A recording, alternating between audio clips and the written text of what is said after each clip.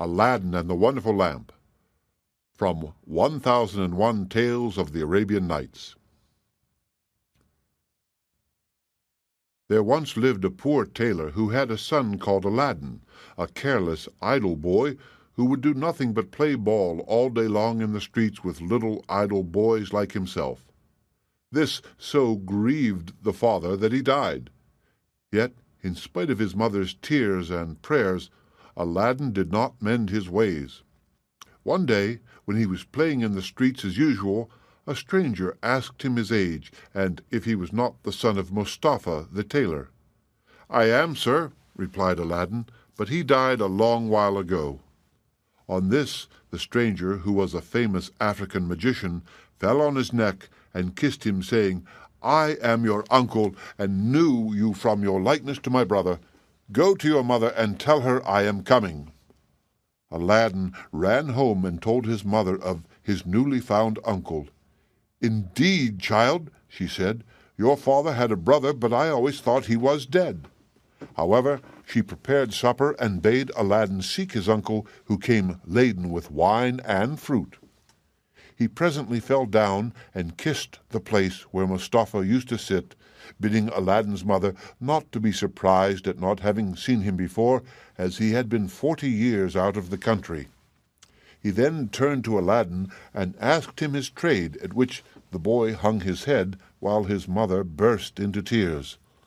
On learning that Aladdin was idle and would learn no trade, he offered to take a shop for him and stock it with merchandise.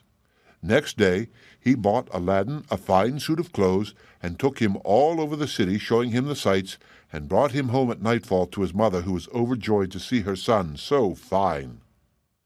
The next day the magician led Aladdin into some beautiful gardens at a long way outside the city gates.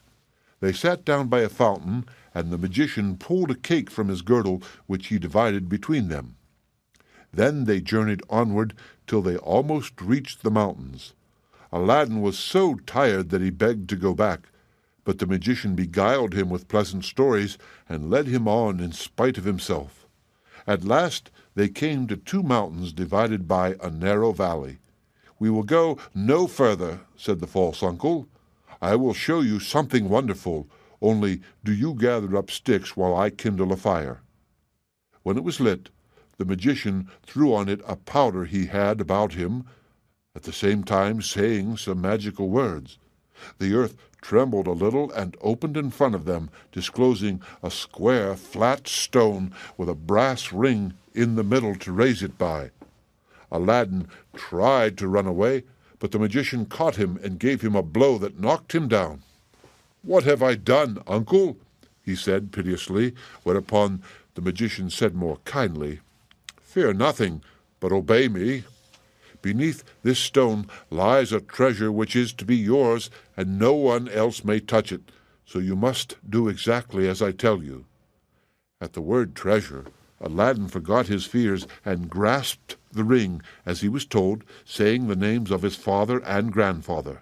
The stone came up quite easily, and some steps appeared. "Go down," said the magician. "At the foot of those steps you will find an open door leading into 3 large halls. Tuck up your gown and go through them without touching anything, or you will die instantly. These halls lead into a garden of fine fruit trees. Walk on until you come to a niche in a terrace where stands a lighted lamp. Pour out the oil it contains and bring it to me." He drew a ring from his finger and gave it to Aladdin, bidding him prosper. Aladdin found everything as the magician had said, gathered some fruit off the trees, and, having got the lamp, arrived at the mouth of the cave. The magician cried out in a great hurry, "Make haste and give me the lamp." This Aladdin refused to do until he was out of the cave. The magician flew into a terrible passion, and throwing some more powder onto the fire, he said something, and the stone rolled back into its place. The magician left Persia forever, which plainly showed that he was no uncle of Aladdin's, but a cunning magician who had read in his magic books of a wonderful lamp which would make him the most powerful man in the world. Though he alone knew where to find it, he could only receive it from the hand of another. He had picked out the foolish Aladdin for this purpose, intending to get the lamp and kill him afterward. For 2 days Aladdin remained in the dark, crying and lamenting. At last he clasped his hands in prayer, and in so doing rubbed the ring which the magician had forgotten to take from him. Immediately an enormous and frightful genie rose out of the earth, saying, "What wouldst thou with me? I am the slave of the ring, and will obey thee in all things." Aladdin fearlessly replied, "Deliver me from this place," whereupon the earth opened, and he found himself outside. As soon as his eyes could bear the light, he went home, but fainted on the threshold. When he came to himself, he told his mother what had passed, and showed her the lamp and the fruits he had gathered in the garden, which were in reality precious stones. He then asked for some food. "Alas, child," she said, "I have nothing in the house, but I have spun a little cotton, and will go and sell it." Aladdin bade her keep her cotton, for he would sell the lamp instead. As it was very dirty, she began to rub it, that it might fetch a higher price. Instantly a hideous genie appeared, and asked what she would have. She fainted away, but Aladdin, snatching the lamp, said boldly, "Fetch me something to eat." The genie returned with a silver bowl, 12 silver plates containing rich meats, 2 silver cups, and 2 bottles of wine. Aladdin's mother, when she came to herself, said, "Whence comes this splendid feast?" "Ask naught, but eat," replied Aladdin. So they sat at breakfast till it was dinner time, and Aladdin told his mother about the lamp. She begged him to sell it, and have nothing to do with devils. "No," said Aladdin, "since chance hath made us aware of its virtues, we will use it, and the ring likewise, which I shall always wear on my finger." When they had eaten all the genie had brought, Aladdin sold one of the silver plates, and so on until none were left. He then had recourse to the genie, who gave him another set of plates, and thus they lived for many years. One day Aladdin heard an order from the Sultan proclaiming that everyone was to stay at home and close his shutters while the princess, his daughter, went to and from the bath. Aladdin was seized by a desire to see her face, which was very difficult, as she always went veiled. He hid himself behind the door of the bath and peeped through a chink. The princess lifted her veil as she went in, and looked so beautiful that Aladdin fell in love with her at first sight.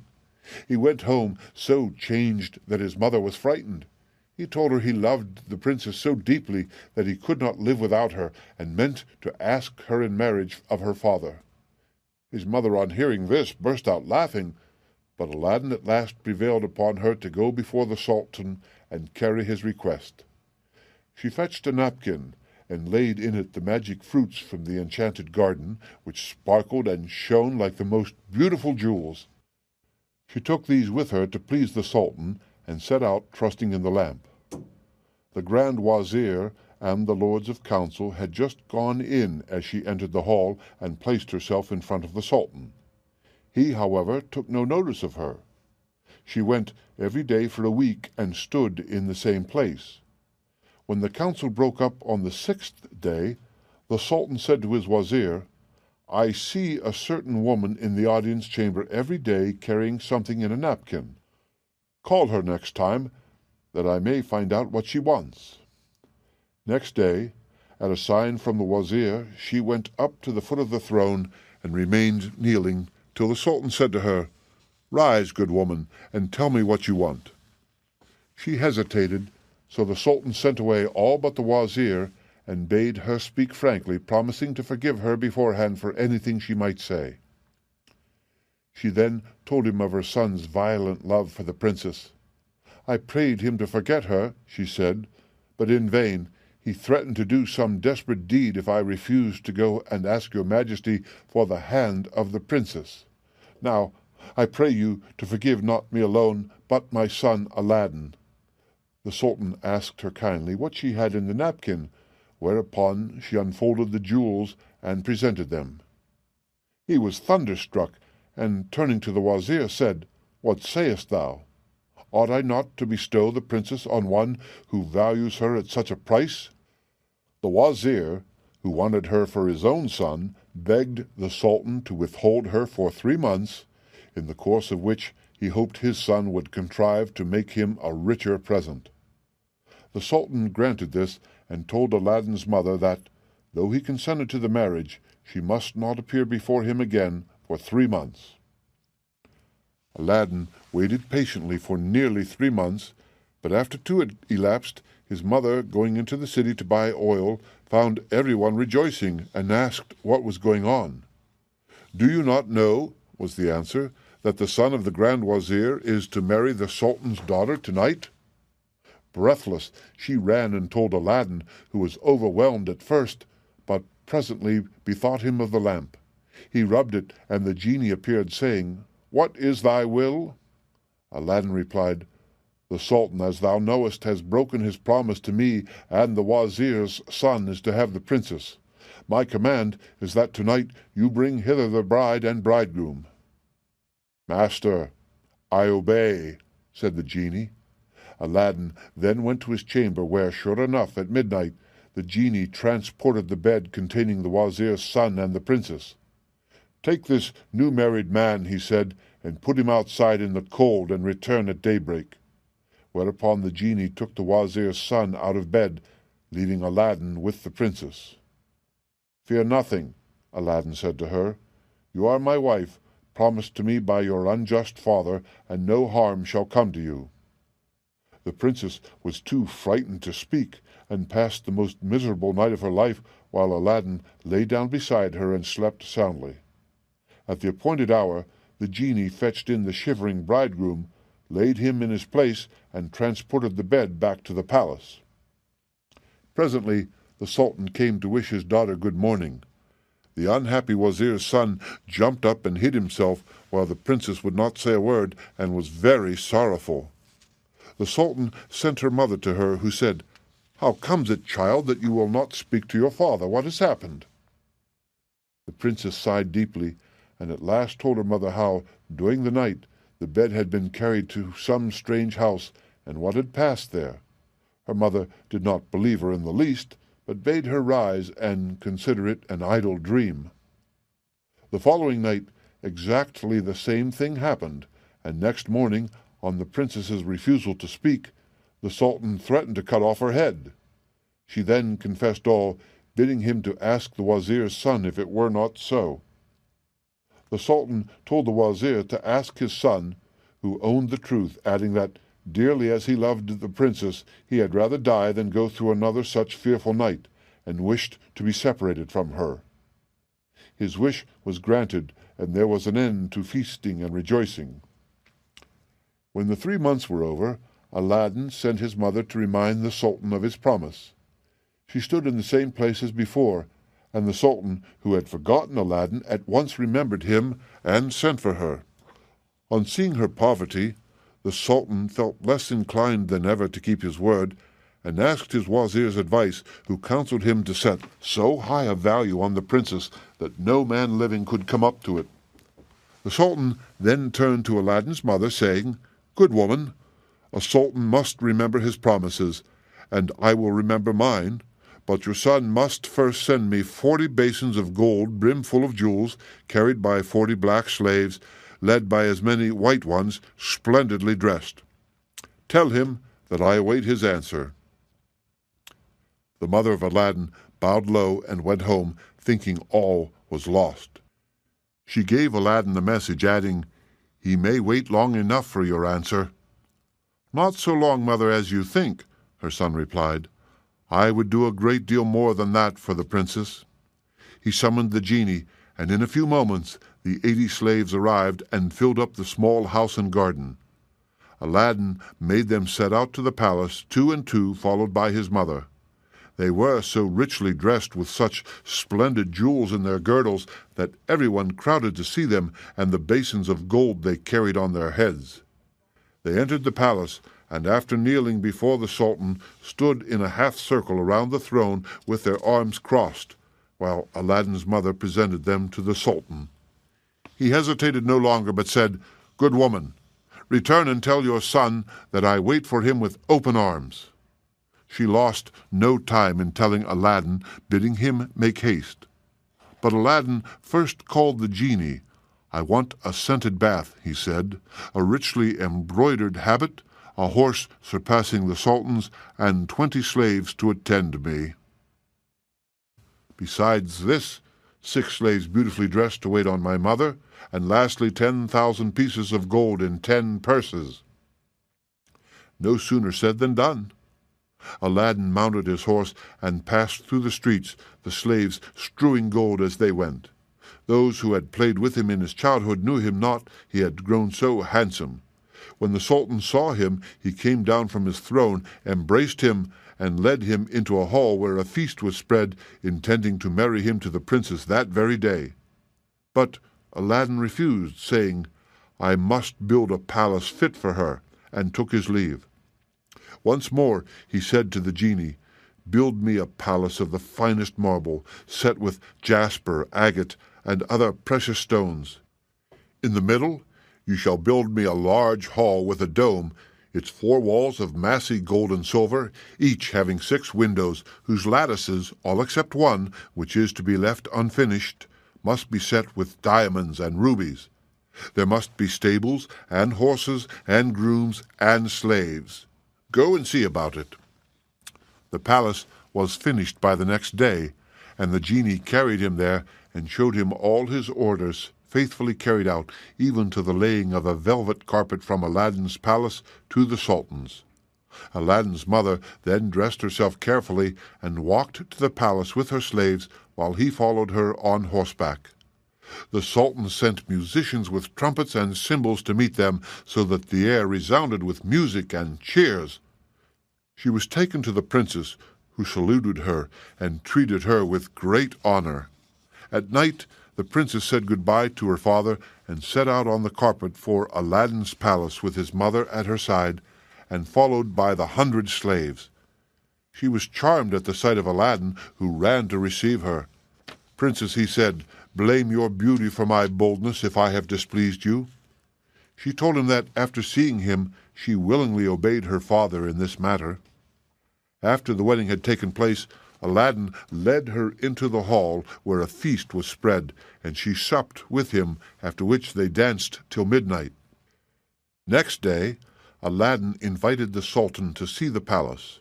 On entering the hall with the 24 windows with their rubies, diamonds, and emeralds, he cried, "It is a world's wonder. There is only one thing that surprises me. Was it by accident that one window was left unfinished?" "No, sir, by design," returned Aladdin. "I wished your Majesty to have the glory of finishing this palace." The Sultan was pleased and sent for the best jewelers in the city. He showed them the unfinished window and bade them fit it up like the others. "Sir," replied their spokesman, "we cannot find jewels enough." The Sultan had his own fetched, which they soon used, but to no purpose, for in a month's time the work was not half done. Aladdin, knowing that their task was in vain, bade them undo their work and carry the jewels back, and the genie finished the window at his command. The Sultan was surprised to receive his jewels again, and visited Aladdin, who showed him the window finished. The Sultan embraced him, the envious wazir meanwhile hinting that it was the work of enchantment. Aladdin had won the hearts of the people by his gentle bearing.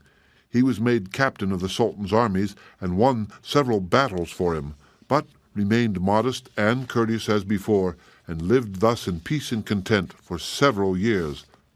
But far away in Africa, the magician remembered Aladdin, and by his magic arts discovered that Aladdin, instead of perishing miserably in the cave, had escaped, and had married a princess with whom he was living in great honor and wealth.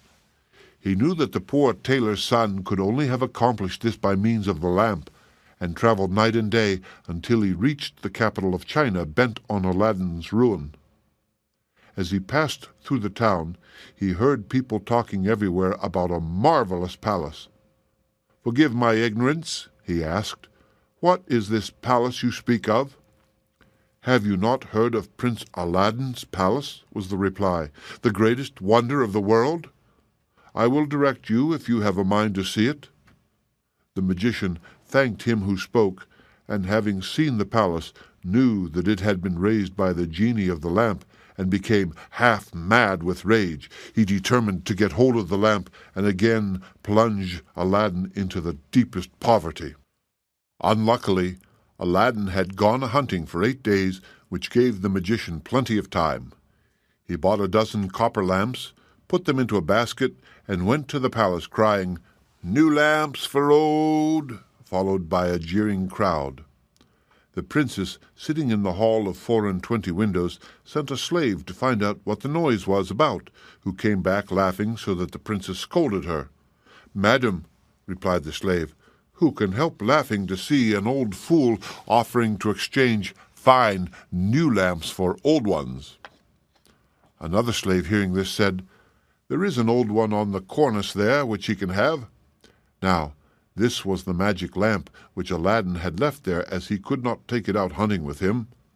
The princess, not knowing its value, laughingly bade the slave take it and make the exchange. She went and said to the magician, "Give me a new lamp for this." He snatched it and bade the slave take her choice amid the jeers of the crowd. Little he cared, but left off trying his lamps and went out of the city gates to a lonely place, where he remained until nightfall, when he pulled out the lamp and rubbed it. The genie appeared, and at the magician's command carried him, together with the palace and the princess in it, to a lonely place in Africa. Next morning the sultan looked out of the window towards Aladdin's palace and rubbed his eyes, for it was gone. He sent for the wazir and asked what had become of the palace. The wazir looked out too and was lost in astonishment.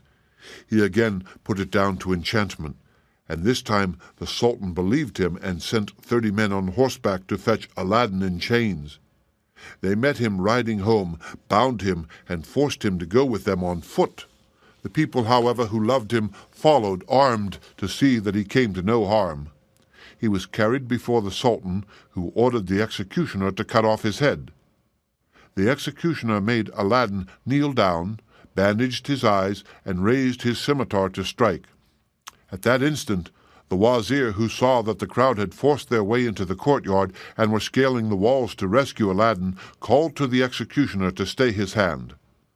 The people indeed looked so threatening that the sultan gave way and ordered Aladdin to be unbound, and pardoned him in the sight of the crowd. Aladdin now begged to know what he had done. "False wretch," said the sultan, "come thither," and showed him from the window the place where his palace had stood. Aladdin was so amazed that he could not say a word. "Where is my palace and my daughter?" demanded the sultan. "For the first I am not so deeply concerned, but my daughter I must have, and you must find her or lose your head." Aladdin begged for 40 days in which to find her, promising, if he failed, to return and suffer death at the sultan's pleasure. His prayer was granted, and he went forth sadly from the sultan's presence. For 3 days he wandered about like a madman, asking everyone what had become of his palace, but they only laughed and pitied him. He came to the banks of a river, and knelt down to say his prayers before throwing himself in. In so doing, he rubbed the magic ring he still wore. The genie he had seen in the cave appeared and asked his will. "Save my life, genie," said Aladdin. "Bring my palace back." "That is not in my power," said the genie. "I am only the slave of the ring. You must ask him of the lamp." "Even so," said Aladdin, "but thou canst take me to the palace, and set me down under my dear wife's window." He at once found himself in Africa, under the window of the princess, and fell asleep out of sheer weariness. He was awakened by the singing of the birds, and his heart was lighter. He saw plainly that all his misfortunes were owing to the loss of the lamp, and vainly wondered who had robbed him of it. That morning The princess rose earlier than she had done since she had been carried into Africa by the magician, whose company she was forced to endure once a day. She, however, treated him so harshly that he dared not live there altogether. As she was dressing, one of her women looked out and saw Aladdin. The princess ran and opened the window, and at the noise she made, Aladdin looked up. She called to him to come to her, and great was the joy of these lovers at seeing each other again. After he had kissed her, Aladdin said, "I beg of you, princess, in God's name, before we speak of anything else for your own sake and mine, tell me what has become of an old lamp I left on the cornice in the hall of 24 windows when I went hunting."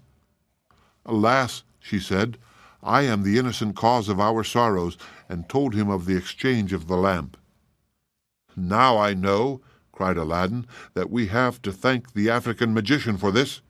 Where is the lamp?" "He carries it about with him," said the princess. "I know, for he pulled it out of his breast to show me. He wishes me to break my faith with you and marry him, saying that you were beheaded by my father's command. He is forever speaking ill of you, but I only reply by my tears. If I persist, I doubt not but he will use violence." Aladdin comforted her and left her for a while. He changed clothes with the first person he met in the town, and having bought a certain powder, returned to the princess, who let him in by a little side door. "Put on your most beautiful dress," he said to her, "and receive the magician with smiles, leading him to believe that you have forgotten me. Invite him to sup with you, and say you wish to taste the wine of his country. He will go for some, and while he is gone, I will tell you what to do." She listened carefully to Aladdin, and when he left, she arrayed herself gaily for the first time since she left China. She put on a girdle and headdress of diamonds, and seeing in a glass that she was more beautiful than ever, received the magician, saying to his great amazement, "I have made up my mind that Aladdin is dead, and that all my tears will not bring him back to me, so I am resolved to mourn no more, and have therefore invited you to sup with me. But I am tired of the wines of China, and would fain taste those of Africa." The magician flew to his cellar, and the princess put the powder Aladdin had given her in her cup. When he returned, she asked him to drink her health in the wine of Africa, handing him her cup in exchange for his, as a sign she was reconciled to him. Before drinking, the magician made her a speech in praise of her beauty, but the princess cut him short, saying, "Let us drink first, and you shall say what you will afterward." She set her cup to her lips and kept it there, while the magician drained his to the dregs and fell back lifeless. The princess then opened the door to Aladdin and flung her arms around his neck, but Aladdin put her away, bidding her leave him, as he had more to do. Then he went to the dead magician, took the lamp out of his vest, and bade the genie carry the palace and all in it back to China. This was done, and the princess in her chamber only felt 2 little shocks, and little thought she was at home again. The sultan, who was sitting in his closet, mourning for his lost daughter, happened to look up, and rubbed his eyes, for there stood the palace as before. He hastened thither, and Aladdin received him in the hall of the 24 windows, with the princess at his side. Aladdin told him what had happened, and showed him the dead body of the magician, that he might believe. A 10 days' feast was proclaimed, and it seemed as if Aladdin might now live the rest of his life in peace. But it was not to be. The African magician had a younger brother who was, if possible, more wicked and more cunning than himself. He traveled to China to avenge his brother's death, and went to visit a pious woman called Fatima, thinking she might be of use to him. He entered her cell and clapped a dagger to her breast, telling her to rise and do his bidding on pain of death. He changed clothes with her, colored his face like hers, put on her veil, and murdered her, that she might tell no tales. Then he went toward the palace of Aladdin, and all the people, thinking he was the holy woman, gathered round him, kissing his hands and begging his blessing. When he got to the palace, there was such a noise going on round him that the princess bade her slave look out of the window and ask what was the matter. The slave said it was the holy woman, curing people by her touch of their ailments, whereupon the princess, who had long desired to see Fatima, sent for her. On coming to the princess, the magician offered up a prayer for her health and prosperity. When he had done, the princess made him sit by her, and begged him to stay with her always. The false Fatima, who wished for nothing better, consented, but kept his veil down for fear of discovery. The princess showed him the hall, and asked him what he thought of it. "It is truly beautiful," said the false Fatima. "In my mind it wants but one thing." "And what is that?" said the princess. "If only a roc's egg," replied he, "were hung up from the middle of this dome, it would be the wonder of the world." After this, the princess could think of nothing but the roc's egg, and when Aladdin returned from hunting, he found her in a very ill humor. He begged to know what was amiss, and she told him that all her pleasure in the hall was spoiled for the want of a roc's egg hanging from the dome. "If that is all," replied Aladdin, "you shall soon be happy." He left her and rubbed the lamp, and when the genie appeared, commanded him to bring a roc's egg. The genie gave such a loud and terrible shriek that the hall shook. "Wretch!" he cried, "is it not enough that I have done everything for you, but you must command me to bring my master and hang him up in the midst of this dome? You and your wife and your palace deserve to be burnt to ashes. But that this request does not come from you, but from the brother of the African magician whom you destroyed. He is now in your palace, disguised as the holy woman whom he murdered. He it was who put that wish into your wife's head. Take care of yourself, for he means to kill you." So saying, the genie disappeared. Aladdin went back to the princess, saying his head ached, and requesting that the holy Fatima should be fetched to lay her hands on it. But when the magician came near, Aladdin, seizing his dagger, pierced him to the heart. "What have you done?" cried the princess. "You have killed the holy woman." "Not so," replied Aladdin, "but a wicked magician," and told her of how she had been deceived. After this, Aladdin and his wife lived in peace. He succeeded the Sultan when he died, and reigned for many years, leaving behind him a long line of kings. The end. Read by Rick Kishner for Lit2Go, on the web at fcit.usf.edu.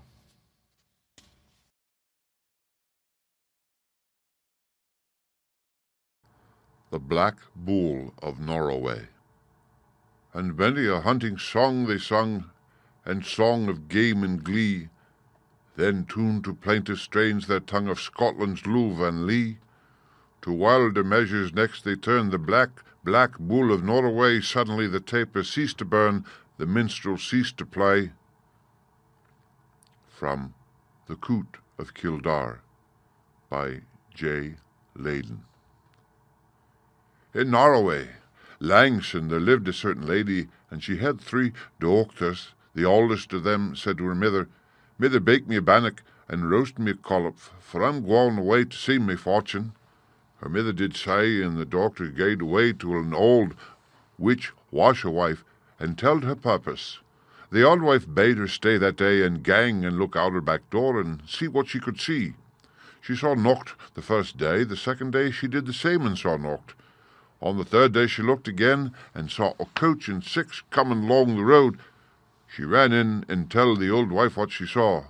"Aweel, quo," the old wife, "yon's for you." Say they took her into the coach and galloped aff. The second daughter says to her mither, "Mither, bake me a bannock, and roast me a collop, for I'm gone away to seek me fortune."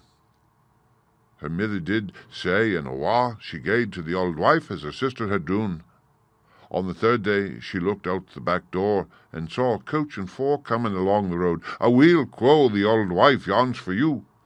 Say they took her in, and aff they set. The third daughter says to her mither, "Mither, bake me a bannock, and roast me a collop, for I'm gone awa to see me fortune." Her mither did say, and awa she gaed to the old witch wife. She bade her look out her back door, and see what she could see. She did say, and when she came back, said she saw nocht. The second day she did the same, and saw nocht. The third day she looked again, and on coming back said to her old wife she saw nought but a muckle black bull coming roaring alang the road. "Aweel," quo' the old wife, "yon's for you." On hearing this, she was next to distracted with grief and terror, but she was lifted up and set on his back, and awa they went. Aye, they travelled, and on they travelled till the lady grew faint wi' hunger. "Eat out my right lug," says the black bull, "and drink out my left lug, and set by leavings." Say she did as she said, and was wonderfully refreshed. And lang they gaed, and sair they rade, till they came a sight of a very big and bonny castle. "Yonder we maun be this night," quo' the bull, "for me old brother lives yonder," and presently they were at the place. They lifted her aff his back and took her in, and sent him away to a park for the night. And in the morning, when they brought the bull hame, they took the lady into a fine shining parlour and gave her a beautiful apple, telling her no to break it till she was in the greatest strait ever mortal was in the world, and that wide bring her out. Again she was lifted on the bull's back, and after she had ridden far, and farrer than I can tell, they came in sight of a far bonnier castle, and far farther awa than the last. Says the bull till her, "Yonder we maun be full night, for me second brother lives yonder." And when they were at the place directly, they lifted her down and took her in, and sent the bull to the field for the night. And in the morning they took the lady into a fine and rich room, and gave her the finest pear she had ever seen, bidding her no to break it till she was in the greatest strait ever mortal could be in, and that wad to get her out. Again she was lifted and set on his back, and awa they went, and alang they gaed, and sair they rade, till they came in sight of the far biggest castle, and far farthest aff they had yet seen. "We maun be yonder the night," says the bull, "for me young brither lives yonder." And they were there directly. They lifted her down, took her in, and sent the bull to the field for the night. In the morning they took her into a room the finest aye, and gaed her a plum, telling her no to break it till she was in the greatest strait mortal could be in, and that wade gaed her out. Presently they brought hame the bull, set the lady on his back, and awa they went. And aye they gaed, and on they rade, till they came to a dark and ugsome glen, where they stopped, and the lady lighted down. Says the bull to her, "Here ye maun stay till I gang and fight the deil. Ye maun seat yourself on that stane, and move neither hand nor foot till I come back, else I'll never find ye again. And if everything round ye turns blue, I hae beaten the devil. But should a things turn red, he'll have conquered me." She set herself down the stane, and by around her turned blue. O'ercome with joy she lifted the ae foot, and crossed it o'er the ither. Sae glad was she that her companion was victorious. The bull returned and sought for, but never could find her. Lang she sat, and aye she grat till she wearied. At last she rase and gaed awa, she kedna whars till. On she wandered till she came to a great hill of glass, that she tried aye she could to climb, but wasna able. Round the bottom of the hill she gaed, sabing and grieving a passage hour, till at last she came to a smith's house, and the smith promised if she wad serve him 7 years, he wad make her iron shoon wherewith she could climb all the glassy hill. At 7 years' end she got her iron shoon, clamb the glassy hill, and chanced to come to the old washerwife's habitation. There she was told of a gallant young knight that had given in some bloody sarks to wash, and whar washed thy sarks was to be his wife. The old wife had washed till she was tired, and then she set to her dochter, and baith washed, and they better washed, in hope for getting the young knight. But they couldna bring out a stain.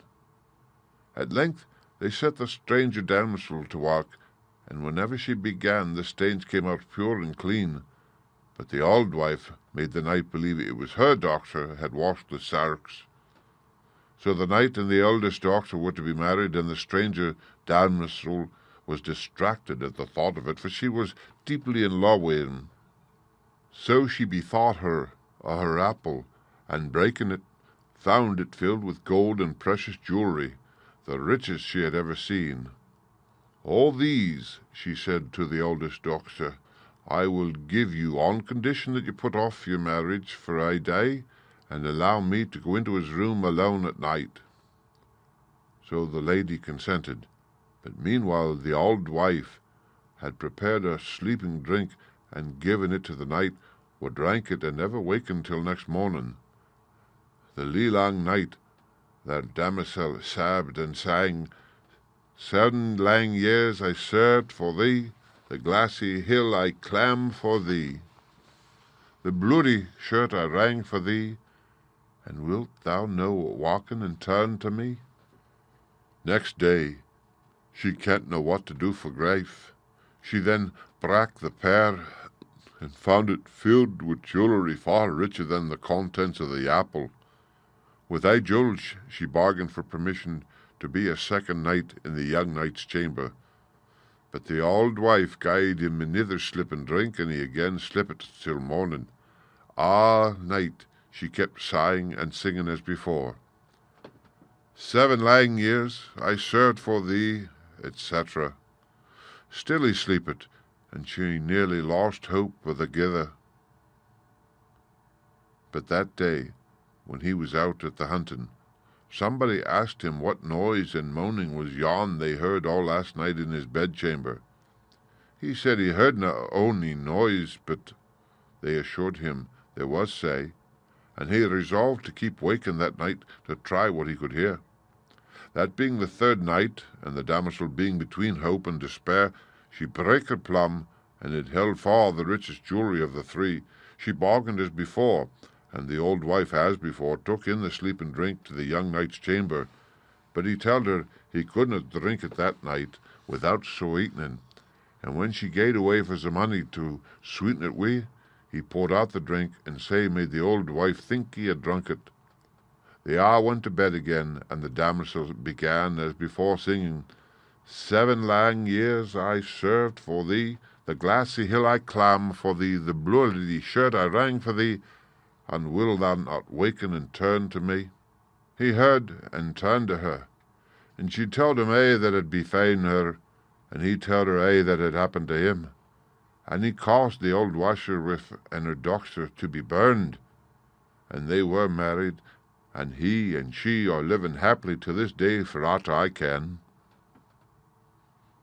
The end. Read by Rick Kishner for Lit to Go on the web at fcit.usf.edu.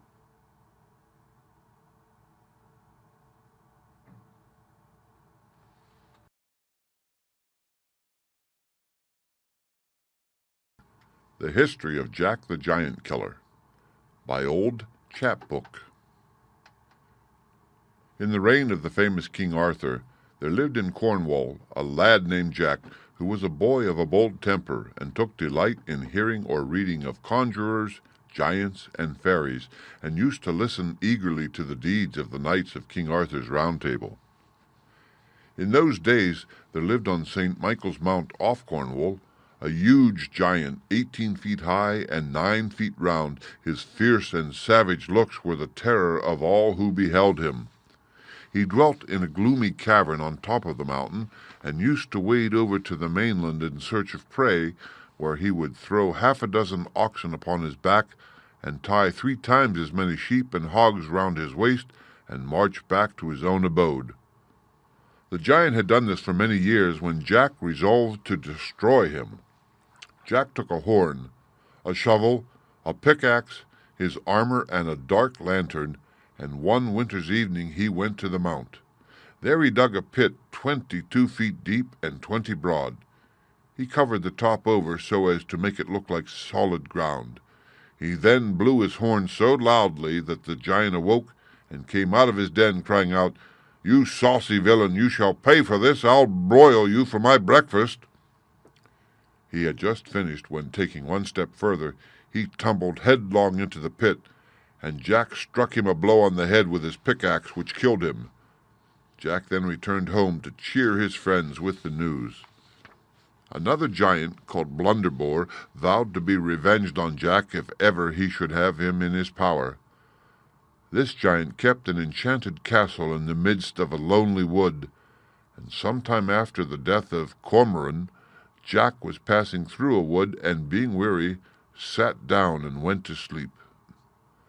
The giant, passing by and seeing Jack, carried him to his castle, where he locked him up in a large room, the floor of which was covered with the bodies, skulls, and bones of men and women. Soon after, the giant went to fetch his brother, who was likewise a giant, to take a meal off his flesh, and Jack saw with terror through the bars of his prison the two giants approaching. Jack, perceiving in one corner of the room a strong cord, took courage, and making a slip knot at each end, he threw them over their heads and tied it to the window bars. He then pulled till he had choked them. When they were black in the face, he slid down the rope and stabbed them to the heart. Next, Jack took a great bunch of keys from the pocket of Blunderbore and went into the castle again. He made a strict search through all the rooms, and in one of them found 3 ladies tied up by the hair of their heads and almost starved to death. They told him that their husbands had been killed by the giant, who had then condemned them to be starved to death because they would not eat the flesh of their own dead husbands. "Ladies," said Jack, "I have put an end to this monster and his wicked brother, and I give you this castle and all the riches it contains to make some amends for the dreadful pains you have felt." He then very politely gave them the keys of the castle and went further on his journey to Wales. As Jack had but little money, he went on as fast as possible. At length he came to a handsome house. Jack knocked at the door, when there came forth a Welsh giant. Jack said he was a traveller who had lost his way, on which the giant made him welcome, and led him into a room where there was a good bed to sleep in. Jack took off his clothes quickly, but though he was weary, he could not go to sleep. Soon after this he heard the giant walking backward and forward in the next room, and saying to himself, "Though here you lodge with me this night, you shall not see the morning light. My club shall dash your brains out quite." "Say you so?" thought Jack. "Are these your tricks upon travellers? But I hope to prove as cunning as you are." Then getting out of bed, he groped about the room, and at last found a thick, large billet of wood. He laid it in his own place in the bed, and then hid himself in a dark corner of the room. The giant, about midnight, entered the apartment, and with his bludgeon struck many blows on the bed in the very place where Jack had laid the log, and then he went back to his own room, thinking he had broken all Jack's bones. Early in the morning, Jack put a bold face upon the matter, and walked into the giant's room to thank him for his lodging. The giant started when he saw him, and began to stammer out, "Oh, dear me, is it you? Pray, how did you sleep last night? Did you hear or see anything in the dead of the night?" "Nothing to speak of," said Jack carelessly. "A rat, I believe, gave me 3 or 4 slaps with its tail, and disturbed me a little, but I soon went to sleep again." The giant wondered more and more at this, yet he did not answer a word, but went to bring 2 great bowls of hasty pudding for their breakfast. Jack wanted to make the giant believe that he could eat as much as himself, so he contrived to button a leathern bag inside his coat, and slipped the hasty pudding into the bag while he seemed to put it into his mouth. When breakfast was over, he said to the giant, "Now I will show you a fine trick. I can cure all wounds with a touch. I could cut off my head in 1 minute, and the next put it sound again on my shoulders. You shall see an example." He then took hold of the knife, ripped up the leathern bag, and all the hasty pudding tumbled out upon the floor. "Od splutter her nails!" cried the Welsh giant, who was ashamed to be outdone by such a little fellow as Jack. "Her can do that herself." So he snatched up the knife, plunged it into his own stomach, and in a moment dropped down dead. Jack, having hitherto been successful in all his undertakings, resolved not to be idle in future. He therefore furnished himself with a horse, a cap of knowledge, a sword of sharpness, shoes of swiftness, and an invisible coat, the better to perform the wonderful enterprises that lay before him. He travelled over high hills, and on the third day he came to a large and spacious forest through which his road lay. Scarcely had he entered the forest when he beheld a monstrous giant dragging along by the hair of their heads a handsome knight and his lady. Jack alighted from his horse, and tying him to an oak tree, put on his invisible coat, under which he carried his sword of sharpness. When he came up to the giant, he made several strokes at him, but could not reach his body, but wounded his thighs in several places, and at length, putting both hands to his sword, and aiming with all his might, he cut off both his legs. Then Jack, setting his foot upon his neck, plunged his sword into the giant's body, when the monster gave a groan and expired. The knight and his lady thanked Jack for their deliverance, and invited him to their house to receive a proper reward for his services. "No," said Jack, "I cannot be easy till I find out this monster's habitation." So taking the knight's directions, he mounted his horse, and soon after came in sight of another giant, who was sitting on a block of timber waiting for his brother's return. Jack alighted from his horse, and putting on his invisible coat, approached and aimed a blow at the giant's head, but, missing his aim, he only cut off his nose. On this the giant seized his club and laid about him most unmercifully. "Nay," said Jack, "if this be the case, I'd better dispatch you." So jumping upon the block, he stabbed him in the back, whence he dropped down dead. Jack then proceeded on his journey, and travelled over hills and dales, till, arriving at the foot of a high mountain, he knocked at the door of a lonely house, when an old man let him in. When Jack was seated, the hermit thus addressed him: "My son, on the top of this mountain is an enchanted castle kept by the giant Galligantus and a vile magician. I lament the fate of a duke's daughter, whom they seized as she was walking in her father's garden, and brought hither transformed into a deer." Jack promised that in the morning, at the risk of his life, he would break the enchantment, and after a sound sleep he rose early, put on his invisible coat, and got ready for the attempt.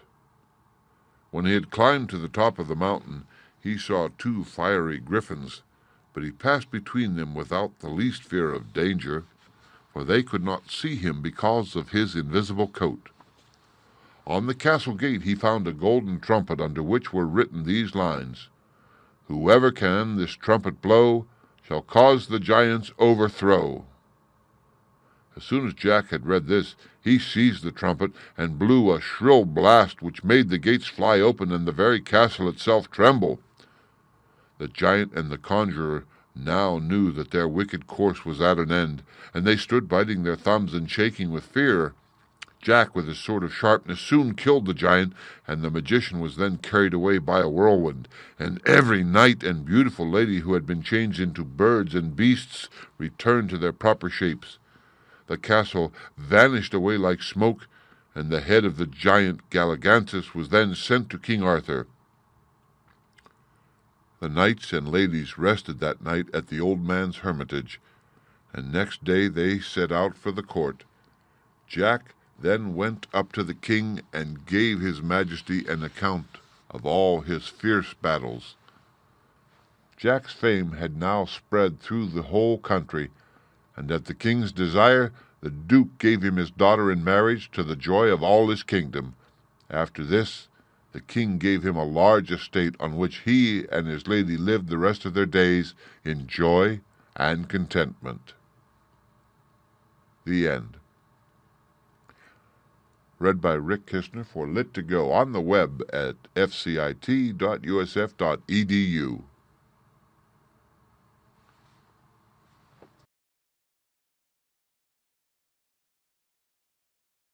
The Red Etin. There were ance 2 widows that lived on a small bit of ground which they rented from a farmer. Ane of them had 2 sons, and the other had ane, and by it was time for the wife that had the 2 sons to send them away to seek their fortune. So she told her eldest son a day to take a can and bring her water from the well, that she might bake a cake for him, and however much or however little water he might bring, the cake would be great or small accordingly, and the cake was to be all that she could gie him when he went on his travels. The lad gied away with the can to the well, and filled it with water, and then came way hame again, but the can being broken, the maist part of the water had run out before he got back. So his cake was very small. Yet small as it was, his mother asked if he was willing to take the half of it with her blessing, telling him that if he chose rather to have the hale, he would only get it with her curse. The young man, thinking he might aid to travel a far way, and not knowing when or how he might get other provision, said he would like to hae the hale cake, calm of his mother's malison what like. So she gave him the hale cake and her malison a langt wit. Then he took his brother aside and gave him a knife to keep till he should come back, desiring him to look at it every morning, and as long as it continued to be clear, then he might be sure that the owner of it would well. But if it grew dim and rusty, then for certain some ill had befallen him.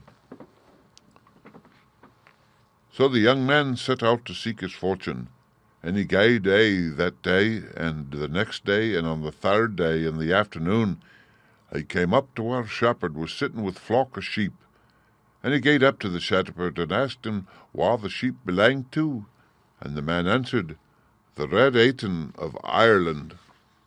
Aince lived in Belligan, and stole King Malcolm's daughter, the king of fair Scotland. He beats her, he binds her, he lays her on a band, and every day he dings her with a bright silver wand.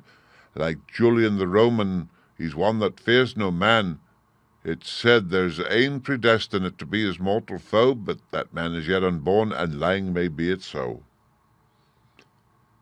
The young man then went on his journey, and he had not gone far when he had espied an old man with white locks, herding a flock of swine, and he gaed up to him, and asked whose swine these were, when the man answered, "The red etin of Ireland, aince lived in Belligan, and stole King Malcolm's daughter, the king of fair Scotland. He beats her, he binds her, he lays her on a band, and every day he dings her with a bright yellow wand.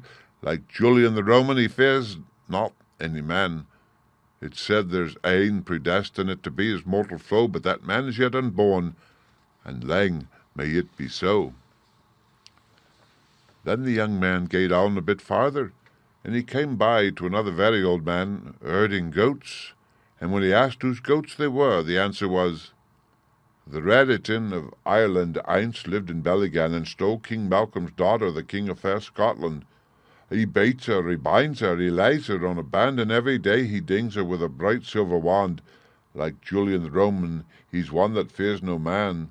It's said there's ane predestinate to be his mortal foe, but that man is yet unborn, and lang may it be so." This old man also told him to beware of the next beasts that he should meet, for they were of a very different kind than any he had yet seen. And so the young man went on, and by he saw a multitude of very dreadful beasts, ilk ane of them with twa heads, and on every head 4 horns. And he was so frightened, and ran away from them as fast he could. And glad was he when he came to a castle that stood on a hillock, with a door standing wide to the wa, and he gaed into the castle for shelter, and there he saw an old wife sitting beside the kitchen fire. He asked the wife if he might stay there for the night, as he was tired with a lang journey, and the wife said he might, but it was not a good place for him to be in, as it belonged to the red etin, who was a very terrible beast, with 3 heads that spared no living man he could get hold of.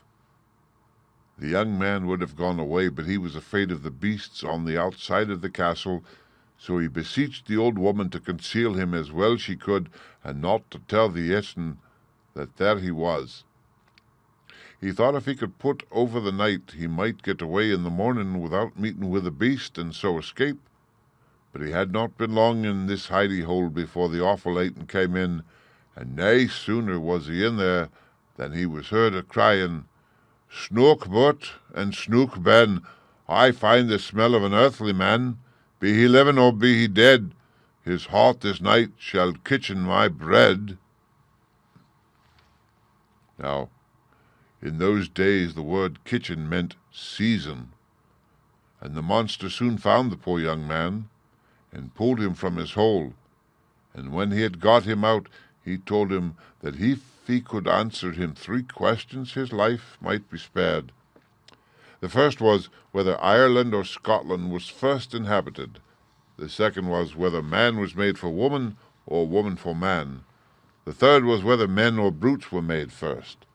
The lad not being able to answer one of these questions, the red etin took a mace and knocked him on the head and turned him into a pillar of stone. On the morning after this happened, the younger brother took out the knife to look at, and he was grieved to find it a brown with rust. He told his mother that the time was now come for him to go away upon his travels also. So she requested him to take the can to the well for water, that she might bake a cake for him.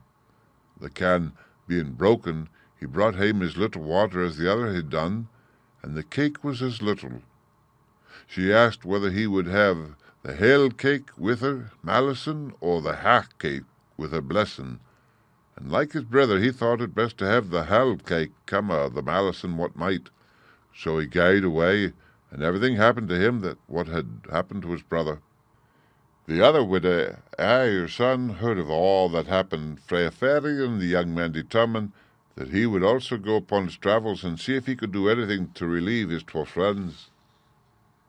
So his mother gave him a can to go to the well and bring home water, that she might bake him a cake for his journey.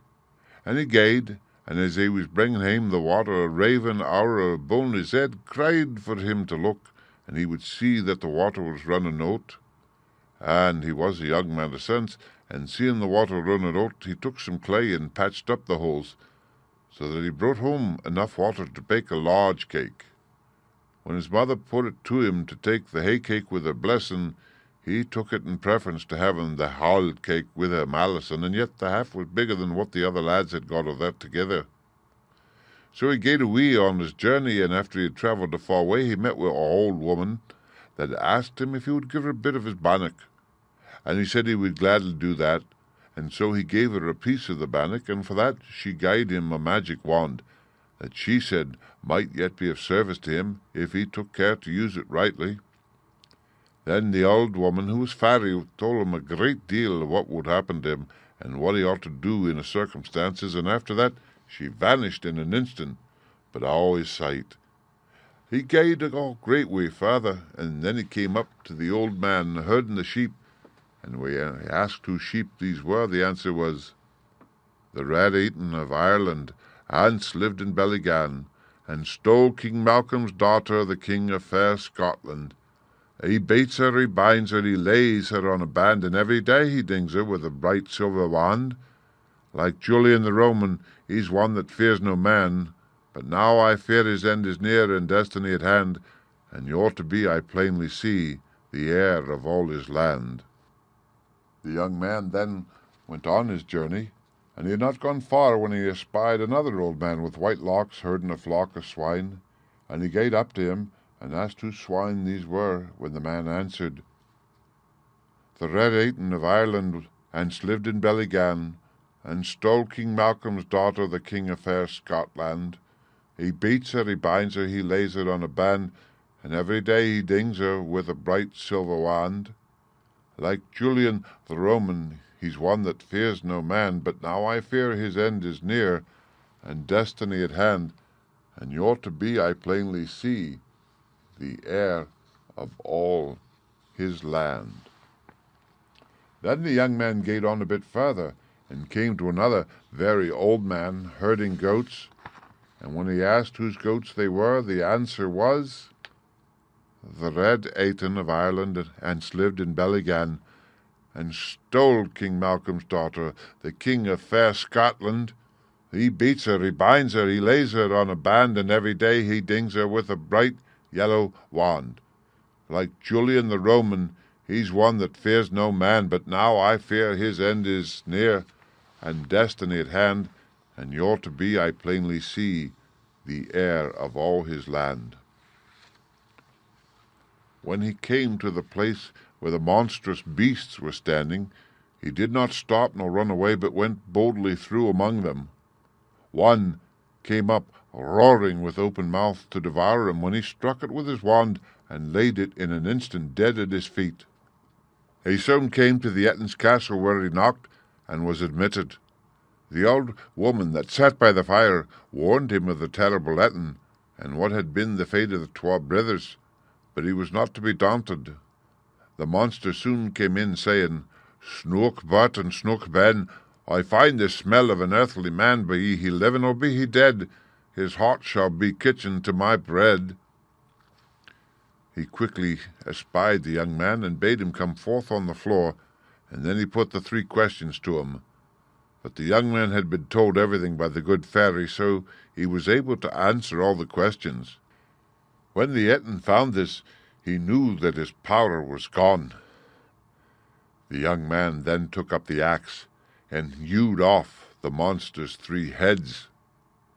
He next asked the old woman to shew him where the king's daughters lay, and the old woman took him upstairs and opened a great many doors, and out of every door came a beautiful lady who had been imprisoned there by the etin, and ane of the ladies was the king's daughter. She also took him down into a low room, and there stood 2 stone pillars that he had only to touch with a wand, and his 2 friends and neighbours started into life, and the hell of the prisoners were overjoyed at their deliverance, which they all acknowledged to be owing to the prudent young man. Next day they a' set out for the king's court, and a gallant company they made, and the king married his daughter to the young man that had delivered her, and gave a noble's daughter to ilk ane of the other young men, and so they a' lived happily the rest of their days. The end.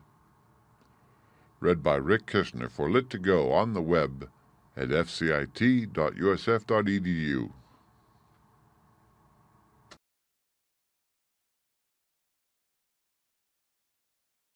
The Story of Prince Ahmed and the Fairy Paranaboo 1, from the Blue Fairy Book, edited by Andrew Lang.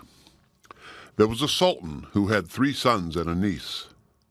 The eldest of the princes was called Hussein, the second Ali, the youngest Ahmed, and the princess his niece Nuranahar. The Princess Nuranahar was the daughter of the younger brother of the sultan, who died and left the princess very young. The sultan took upon himself the care of his daughter's education, and brought her up in his palace with the 3 princes, proposing to marry her when she arrived at a proper age, and to contract an alliance with some neighboring prince by that means. But when he perceived that the 3 princes, his sons, loved her passionately, he thought more seriously on that affair. He was very much concerned. The difficulty he foresaw was to make them agree, and that the 2 youngest should consent to yield her up to their elder brother. As he found them positively obstinate, he sent for them all together, and said to them, "Children, since for your good and quiet I have not been able to persuade you no longer to aspire to the princess, your cousin, I think it would not be amiss if everyone traveled separately into different countries, so that you might not meet each other. And as you know I am very curious, and delight in everything that's singular, I promise my niece in marriage to him that shall bring me the most extraordinary rarity. And for the purchase of the rarity you shall go in search after, and the expense of traveling, I will give you every one a sum of money." As the 3 princes were always submissive and obedient to the sultan's will, and each flattered himself fortune might prove favorable to him, they all consented to it. The sultan paid them the money he promised them, and that very day they gave orders for the preparations for their travels, and took their leave of the sultan, that they might be the more ready to go the next morning. Accordingly, they all set out at the same gate of the city, each dressed like a merchant, attended by an officer of confidence dressed like a slave, and all well mounted and equipped. They went the first day's journey together, and lay all at an inn where the road was divided into 3 different tracts. At night, when they were at supper together, they all agreed to travel for a year, and to meet at that inn, and that the first that came should wait for the rest, that, as they had all three taken their leave together of the Sultan, they might all return together. The next morning, by break of day, after they had embraced and wished each other good success, they mounted their horses and took each a different road. Prince Hossein, the eldest brother, arrived at Biznagar, the capital of the kingdom of that name, and the resident of its king. He went and lodged at a khan appointed for foreign merchants, and, having learned that there were 4 principal divisions where merchants of all sorts sold their commodities and kept shops, and in the midst of which stood the castle, or rather the king's palace, he went to one of these divisions the next day. Prince Hossein could not view this division without admiration. It was large and divided into several streets, all vaulted and shaded from the sun, and yet very light too.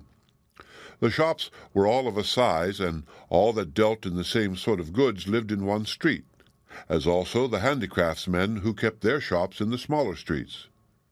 The multitude of shops stocked with all sorts of merchandise, as the finest linens from several parts of India, some painted in the most lively colors and representing beasts, trees, and flowers, silks and brocades from Persia, China, and other places, porcelain both from Japan and China, and tapestries, surprised him so much that he knew not how to believe his own eyes. But when he came to the goldsmiths and jewelers, he was in a kind of ecstasy to behold such prodigious quantities of wrought gold and silver, and was dazzled by the luster of the pearls, diamonds, rubies, emeralds, and other jewels exposed for sale. Another thing Prince Hossein particularly admired was the great number of rose sellers who crowded the streets, for the Indians are so great lovers of that flower that no one will stir without a nosegay in his hand or a garland on his head, and the merchants keep them in pots in their shops, that the air is perfectly perfumed. After Prince Hossein had run through that division street by street, his thoughts fully employed on the riches he had seen, he was very much tired, which, a merchant perceiving, civilly invited him to sit down in his shop, and he accepted, but had not been sat down long before he saw a crier pass by with a piece of tapestry on his arm, about 6 feet square, and cried at 30 purses. The prince called to the crier, and asked to see the tapestry, which seemed to him to be valued at an exorbitant price, not only for the size of it, but the meanness of the stuff. When he had examined it well, he told the crier that he could not comprehend how so small a piece of tapestry and of so indifferent appearance could be set at so high a price. The crier, who took him for a merchant, replied, "If this price seems so extravagant to you, your amazement will be greater when I tell you I have orders to raise it to 40 purses, and not to part with it under." "Certainly," answered Prince Hossein, "it must have something very extraordinary in it, which I know nothing of." "You have guessed it, sir," replied the crier, "and will own it when you come to know that whoever sits on this piece of tapestry may be transported in an instant wherever he desires to be, without being stopped by any obstacle." At this discourse of the crier, the Prince of the Indies, considering that the principal motive of his travel was to carry the Sultan his father home some singular rarity, thought that he could not meet with any which would give him more satisfaction. "If the tapestry," said he to the crier, "has the virtue you assign it, I shall not think 40 purses too much, but shall make you a present besides." "Sir," replied the crier, "I have told you the truth, and it is an easy matter to convince you of it, as soon as you have made the bargain for 40 purses, on condition I show you the experiment.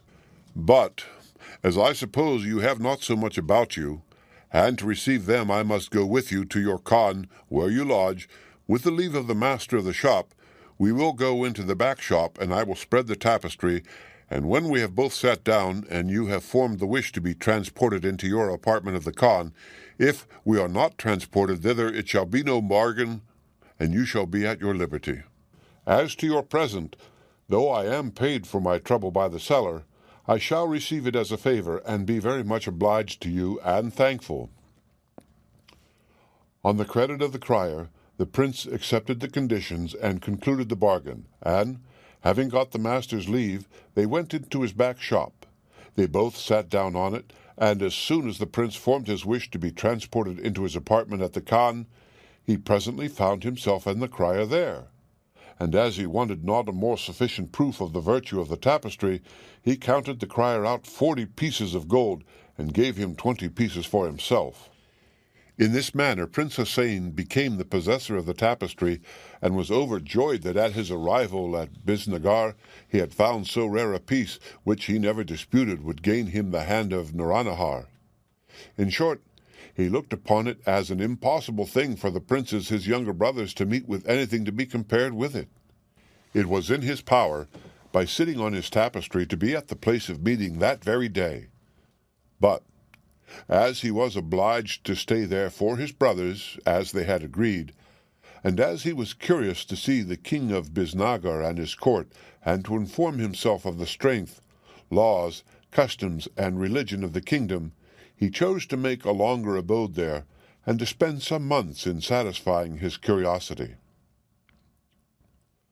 Prince Hussein might have made a longer abode in the kingdom and court of Biznagar, but he was so eager to be nearer the princess that, spreading the tapestry, he and the officer he had brought with him sat down, and as soon as he had formed his wish, were transported to the inn at which he and his brothers were to meet, and where he passed for a merchant till they came. Prince Ali, Prince Hussein's second brother, who designed to travel into Persia, took the road, having 3 days after he parted with his brothers, joined a caravan, and after 4 days' travel, arrived at Shiraz, which was the capital of the kingdom of Persia. Here he passed for a jeweler. The next morning, Prince Ali, who traveled only for his pleasure, and had brought nothing but just necessaries along with him after he had dressed himself, took a walk into that part of the town which they at Shiraz called the Bezestein. Among all the criers who passed backward and forward with several sorts of goods, offering to sell them, he was not a little surprised to see one who held an ivory telescope in his hand of about a foot in length and the thickness of a man's thumb, and cried it at 30 purses.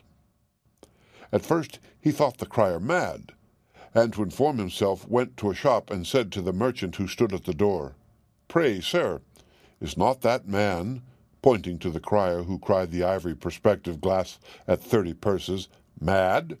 If he is not, I am very much deceived." "Indeed, sir," answered the merchant, "he was in his right senses yesterday. I can assure you he is one of the ablest criers we have, and the most employed of any when anything valuable is to be sold. And if he cries the ivory perspective glass at 30 purses, it must be worth as much or more on some account or other. He will come by presently, and we will call him, and you shall be satisfied. In the meantime, sit down on my sofa and rest yourself." Prince Ali accepted the merchant's obliging offer, and presently afterward the crier passed by. The merchant called him by his name, and, pointing to the prince, said to him, "Tell that gentleman who asked me if you were in your right senses what you mean by crying that ivory perspective glass, which seems not to be worth much, at 30 purses. I should be very much amazed myself if I did not know you." The crier, addressing himself to Prince Ali, said, "Sir, you are not the only person that takes me for a madman on account of this perspective glass. You shall judge yourself whether I am or no when I have told you its property, and I hope you will value it as high as a price as those I have showed it to already, who had as bad an opinion of me as you." "First, sir," pursued the crier, presenting the ivory pipe to the prince, "observe that this pipe is furnished with a glass at both ends, and consider that by looking through one of them you can see whatever object you wish to behold." "I am," said the prince, "ready to make you all imaginable reparation for the scandal I have thrown on you, if you will make the truth of what you advance appear." And as he had the ivory pipe in his hand, after he had looked at the 2 glasses, he said, "Show me at which of these ends I must look, that I may be satisfied." The crier presently showed him, and he looked through, wishing at the same time to see the Sultan his father, whom he immediately beheld in perfect health, set on his throne in the midst of his council. Afterward, as there was nothing in the world so dear to him, after the Sultan as the Princess Nuranihar, he wished to see her, and saw her at her toilet, laughing, and in a pleasant humour with her women about her. Prince Ali wanted no other proof to be persuaded that this perspective glass was the most valuable thing in the world, and believed that if he should neglect to purchase it, he should never meet again with such another rarity. He therefore took the crier with him to the khan where he lodged, and counted him out the money, and received the perspective glass. Prince Ali was overjoyed at his bargain, and persuaded himself that, as his brothers would not be able to meet with anything so rare and admirable, the Princess Nuranihar would be the recompense of his fatigue and trouble, that he thought of nothing but visiting the court of Persia incognito, and seeing whatever was curious in Shiraz and thereabouts, till the caravan with which he came returned back to the Indies. As soon as the caravan was ready to set out, the prince joined them, and arrived happily without any incident or trouble, otherwise than the length of the journey and fatigue of travelling, at the place of rendezvous, where he found Prince Hussein, and both waited for Prince Ahmed. Prince Ahmed, who took the road of Samarkand the next day after his arrival there, went, as his brothers had done, into the Bezestein, where he had not walked long, but heard a crier who had an artificial apple in his hand cry it at 35 purses, upon which he stopped the crier and said to him, "Let me see that apple, and tell me what virtue and extraordinary properties it has to be valued at so high a rate." "Sir," said the crier, giving it into his hand, "if you look at the outside of this apple, it is very worthless. But if you consider its properties, virtues, and the great use and benefit it is to mankind, you will say it is no price for it, and that he who possesses it is a master of great treasure. In short, it cures all sick persons of the most mortal diseases, and if the patient is dying, it will recover him immediately and restore him to perfect health. And this is done after the easiest manner in the world, which is by the patient's smelling the apple." "If I may believe you," replied Prince Ahmed, "the virtues of this apple are wonderful, and it is invaluable. But what ground have I, for all you tell me, to be persuaded of the truth of this matter?" "Sir," replied the crier, "the thing is known and averred by the whole city of Samarkand. But without going any further, ask all these merchants you see here, and hear what they say. You will find several of them will tell you that they had not been alive this day if they had not made use of this excellent remedy. And, that you may better comprehend what it is, I must tell you it is the fruit of the study and experiments of a celebrated philosopher of this city, who applied himself all his lifetime to the study and knowledge of the virtues of plants and minerals, and at last attained to this composition, by which he performed such surprising cures in this town as will never be forgot, but died suddenly himself before he could apply his sovereign remedy, and left his wife and a great many young children behind him in very indifferent circumstances, who, to support her family and provide for her children, is resolved to sell it." While the crier informed Prince Ahmed of the virtues of the artificial apple, a great many persons came about them and confirmed what he said.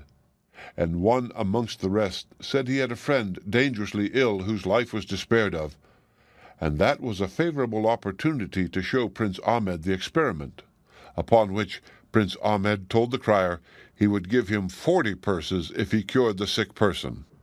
The crier, who had orders to sell it at that price, said to Prince Ahmed, "Come, sir, let us go and make the experiment, and the apple shall be yours, and I can assure you that it will always have the desired effect." In short, the experiment succeeded, and the prince, after he had counted out to the crier 40 purses, and he had delivered the apple to him, waited patiently for the first caravan that should return to the Indies, and arrived in perfect health at the inn where the Princes Hussein and Ali waited for him. When the princes met, they showed each other their treasures, and immediately saw through the glass that the princess was dying. They then sat down on the carpet, wished themselves with her, and were there in a moment. Prince Ahmed no sooner perceived himself in Naranahar's chamber than he rose off the tapestry, as did also the other two princes, and went to the bedside and put the apple under her nose.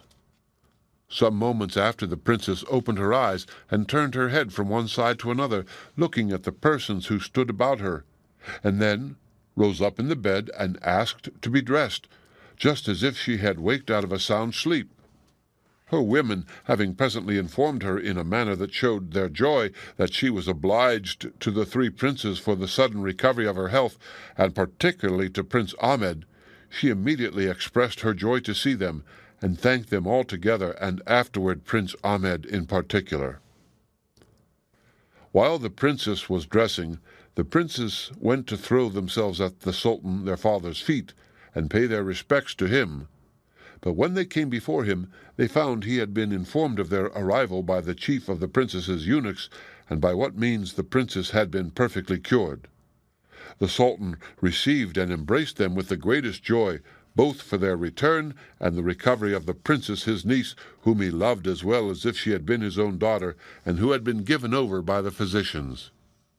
After the usual ceremonies and compliments, the princes presented each his rarity. Prince Hossein his tapestry, which he had taken care not to leave behind him in the princess's chamber, Prince Ali his ivory perspective glass, and Prince Ahmed his artificial apple.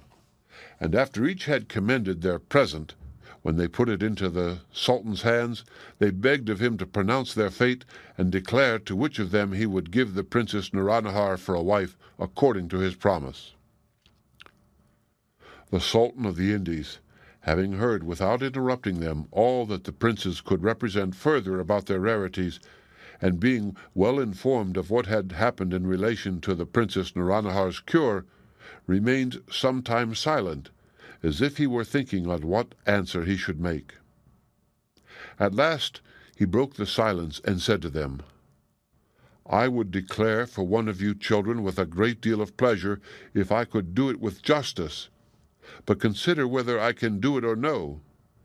'Tis true, Prince Ahmed, the princess my niece is obliged to your artificial apple for her cure, but I must ask you whether or no you could have been so serviceable to her if you had not known by Prince Ali's perspective glass the danger she was in, and if Prince Hossein's tapestry had not brought you so soon. Your perspective glass, Prince Ali, informed you and your brothers that you were like to lose the princess your cousin, and there you must owe a great obligation. You must also grant that that knowledge would have been of no service without the artificial apple and the tapestry. And lastly, Prince Hossein, the princess would be very ungrateful if she should not show her acknowledgment of the service of your tapestry, which was so necessary a means towards her cure. But consider, it would have been of little use if you had not been acquainted with the princess's illness by Prince Ali's glass, and Prince Ahmed had not applied his artificial apple. Therefore, as neither tapestry, ivory perspective glass, nor artificial apple have the least preference one before the other, but on the contrary, there's a perfect equality, I cannot grant the princess to ally one of you. And the only fruit you have reaped from your travels is the glory of having equally contributed to restore her health.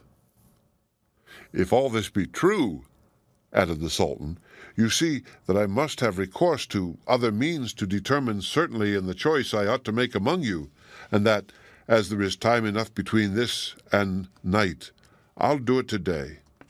Go and get each of you a bow and arrow, and repair to the great plain where they exercise horses. I'll soon come to you and declare I will give the Princess Nuranihar to him that shoots the farthest." The three princes had nothing to say against the decision of the Sultan.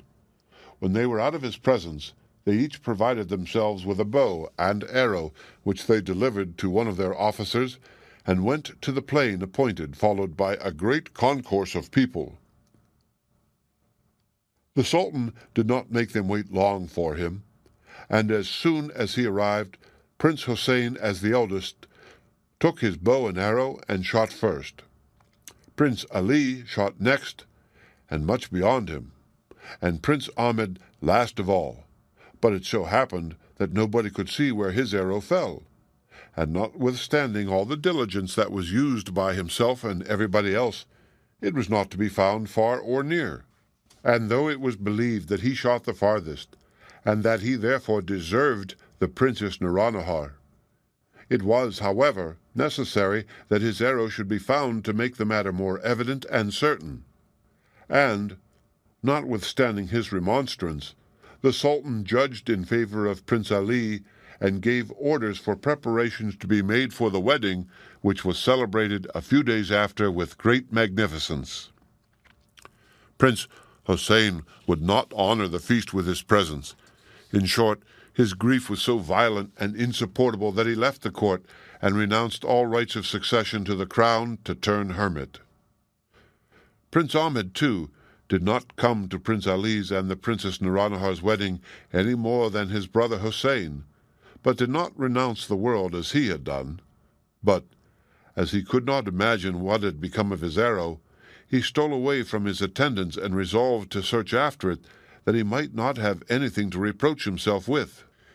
With this intent, he went to the place where the Princes Hussein and Ali were gathered up, and going straight forward from there, looking carefully on both sides of him, he went so far that at last he began to think his labor was all in vain. But yet he could not help going forward till he came to some steep, craggy rocks, which were bounds to his journey, and were situated in a barren country about 4 leagues distant from where he set out. The end of the story of Prince Ahmed and the Fairy Paranaboo, Part 1. Read by Rick Kistner for Lit2Go on the web at fcit.usf.edu.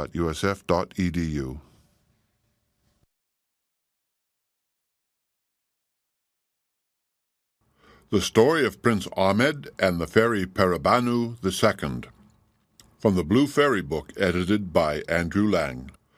When Prince Ahmed came pretty nigh to these rocks, he perceived an arrow, which he gathered up, looked earnestly at it, and was in the greatest astonishment to find it was the same he shot away. Certainly, said he to himself, neither I nor any man living could shoot an arrow so far, and, finding it laid flat, not sticking into the ground, he judged that it had rebounded against the rock. There must be some mystery in this, said he to himself again, and it may be advantageous to me. Perhaps fortune, to make me amends for depriving me of what I had thought the greatest happiness, may have reserved a greater blessing for my comfort. As these rocks were full of caves, and some of those caves were deep, the prince entered into one, and, looking about, cast his eyes on an iron door which seemed to have no lock, but he feared it was fastened. However, thrusting against it, it opened, and discovered an easy descent, but no steps, which he walked down with his arrow in his hand.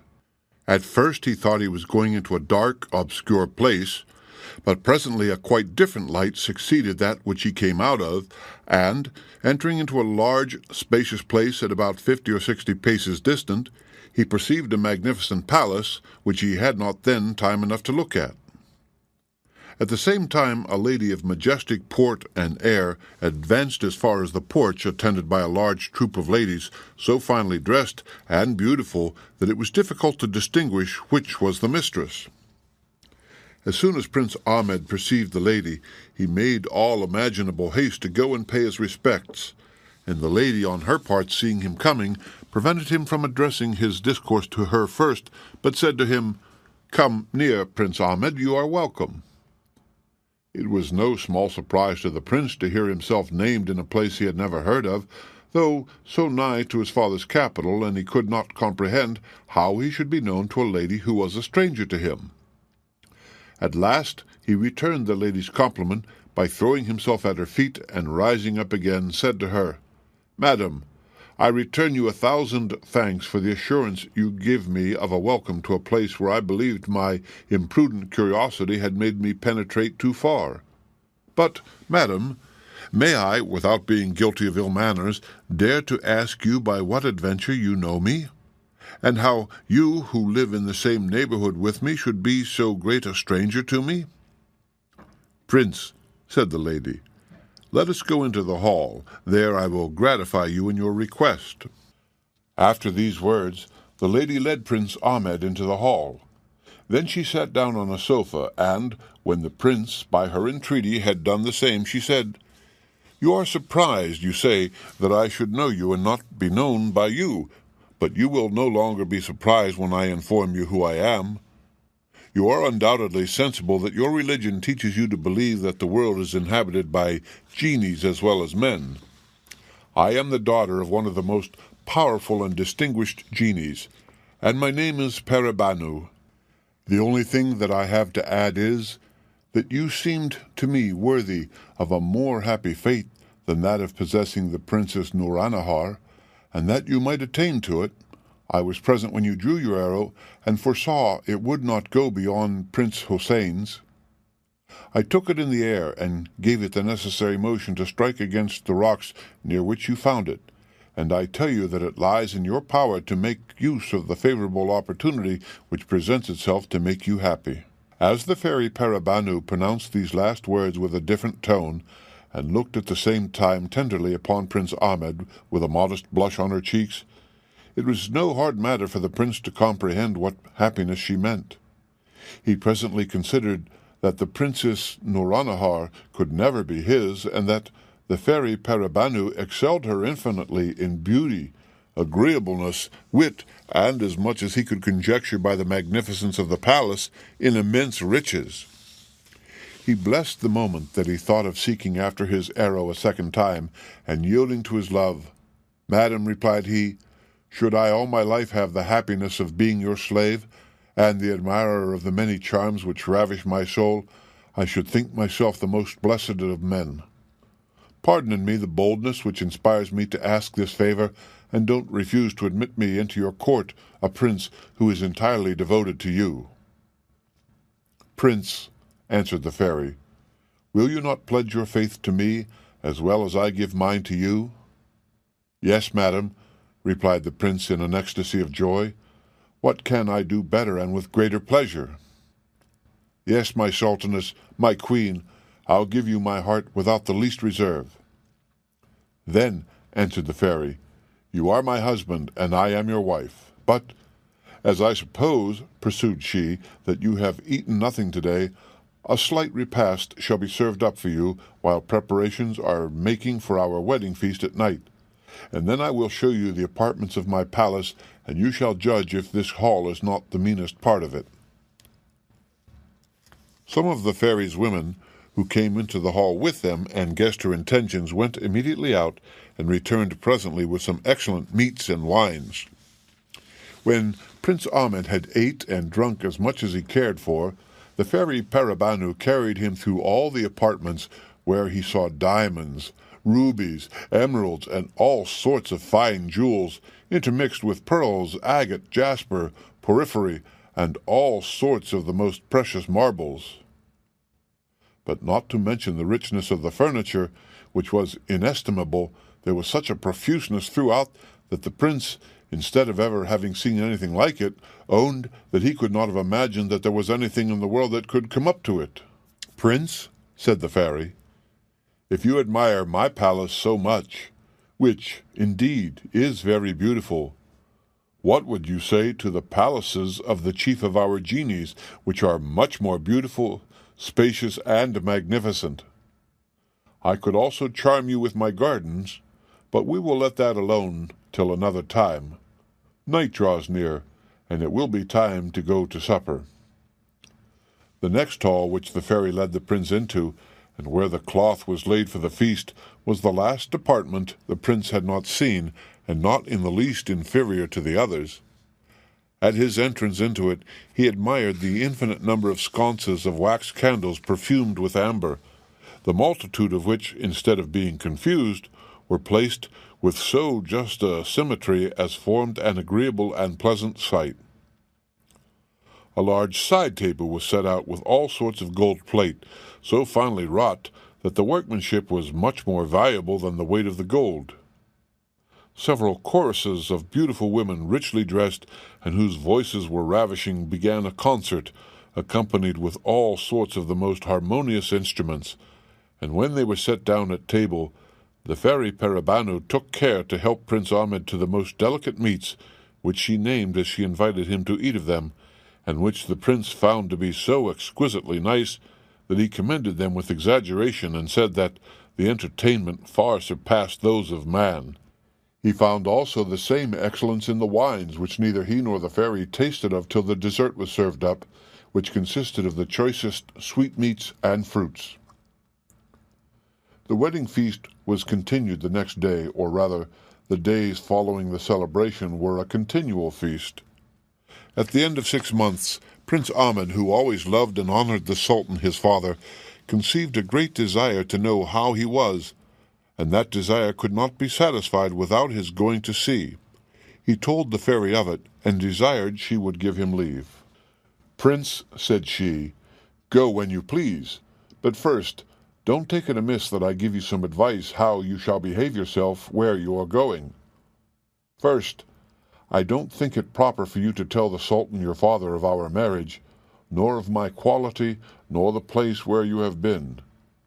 Beg of him to be satisfied in knowing you are happy, and desire no more, and let him know that the sole end of your visit is to make him easy, and inform him of your fate." She appointed 20 gentlemen, well mounted and equipped, to attend him. When all was ready, Prince Ahmed took his leave of the fairy, embraced her, and renewed his promise to return soon. Then his horse, which was most finely caparisoned, and was as beautiful a creature as any in the Sultan of India's stables, was led to him, and he mounted him with an extraordinary grace, and, after he had bid her a last adieu, set forward on his journey. As it was not a great way to his father's capital, Prince Ahmed soon arrived there. The people, glad to see him again, received him with acclamations of joy, and followed him in crowds to the Sultan's apartment. The Sultan received and embraced him with great joy, complaining at the same time, with a fatherly tenderness, of the affliction his long absence had been to him, which, he said, was the more grievous for that, fortune having decided in favor of Prince Ali his brother, he was afraid he might have committed some rash action. The prince told a story of his adventures without speaking of the fairy, whom he said that he must not mention, and ended, "The only favor I ask of your majesty is to give me leave to come often and pay you my respects, and to know how you do." "Son," answered the Sultan of the Indies, "I cannot refuse you the leave you ask me, but I should much rather you would resolve to stay with me. At least tell me where I may send to you if you should fail to come, or when I may think your presence necessary." "Sir," replied Prince Ahmed, "what your majesty asks of me is part of the mystery I spoke to your majesty of. I beg of you to give me leave to remain silent on this head, for I shall come so frequently that I am afraid that I shall sooner be thought troublesome than be accused of negligence in my duty." The Sultan of the Indies pressed Prince Ahmed no more, but said to him, "Son, I penetrate no farther into your secrets, but leave you at your liberty, but can tell you that you could not do me a greater pleasure than to come and by your presence restore to me the joy I have not felt this long time, and that you shall always be welcome when you come, without interrupting your business or pleasure." Prince Ahmed stayed but 3 days at the Sultan his father's court, and the 4th returned to the fairy Parabanu, who did not expect him so soon. A month after Prince Ahmed's return from paying a visit to his father, as the fairy Parabanu had observed that the prince, since the time that he had given her an account of his journey, his discourse with his father, and the leave he asked to go and see him often, had never talked to the Sultan as if there had been no such person in the world, whereas before he was always speaking of him, she thought he forbore on her account. Therefore she took an opportunity to say to him one day, "Prince, tell me, have you forgotten the Sultan your father? Don't you remember the promise you made to go and see him often? For my part, I have not forgotten what you told me at your return, and so put you in mind of it, that you may not be long before you acquit yourself of your promise." So Prince Ahmed went the next morning with the same attendants as before, but much finer, and himself more magnificently mounted, equipped, and dressed, and was received by the Sultan with the same joy and satisfaction. For several months he constantly paid his visits, always in a richer and finer equipage. At last some wazirs, the Sultan's favorites, who judged of Prince Ahmed's grandeur and power by the figure he cut, made the Sultan jealous of his son, saying it was to be feared he might inveigle himself into the people's favor and dethrone him. The Sultan of the Indies was so far from thinking that Prince Ahmed could be capable of so pernicious a design as his favorites would make him believe, that he said to them, "You are mistaken.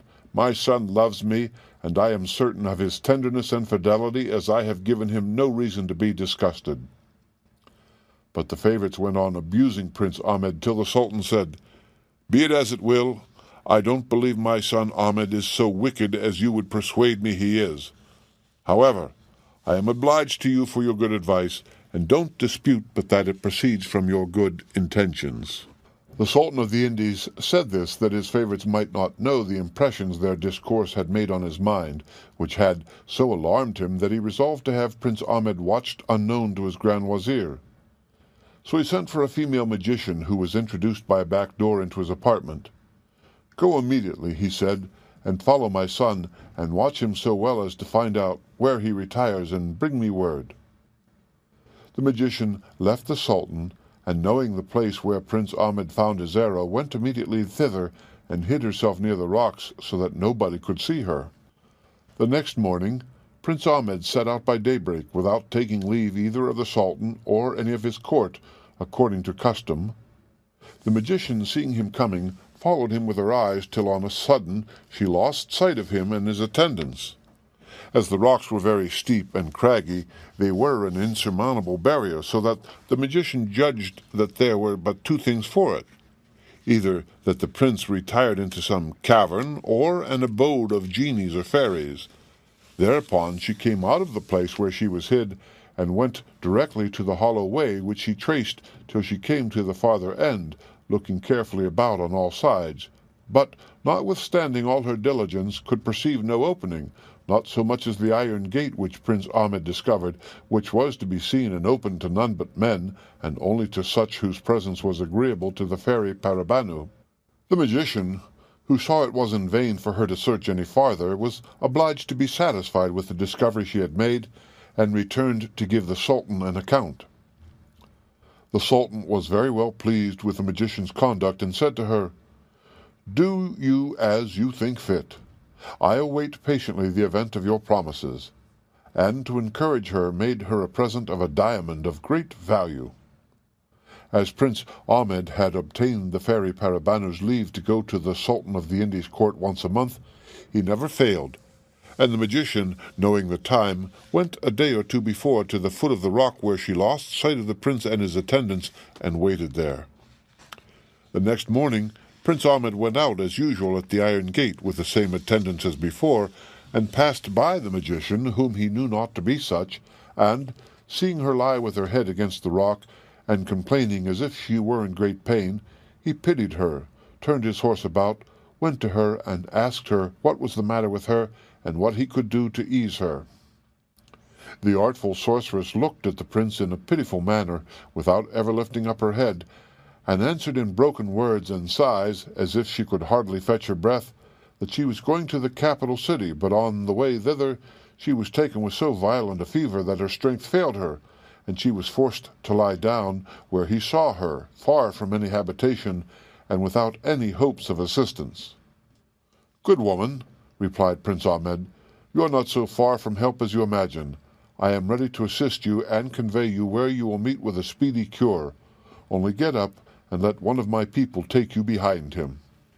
At these words the magician, who pretended sickness, only to know where the prince lived and what he did, refused not the charitable offer he made her, and, that her actions might correspond with her words, she made many pretended vain endeavors to get up. At the same time, two of the prince's attendants, alighting off their horses, helped her up, and set her behind another, and mounted their horses again, and followed the prince, who turned back to the iron gate, which was opened by one of his retinue who rode before. And when he came into the outward court of the fairy, without dismounting himself, he sent to tell her he wanted to speak with her.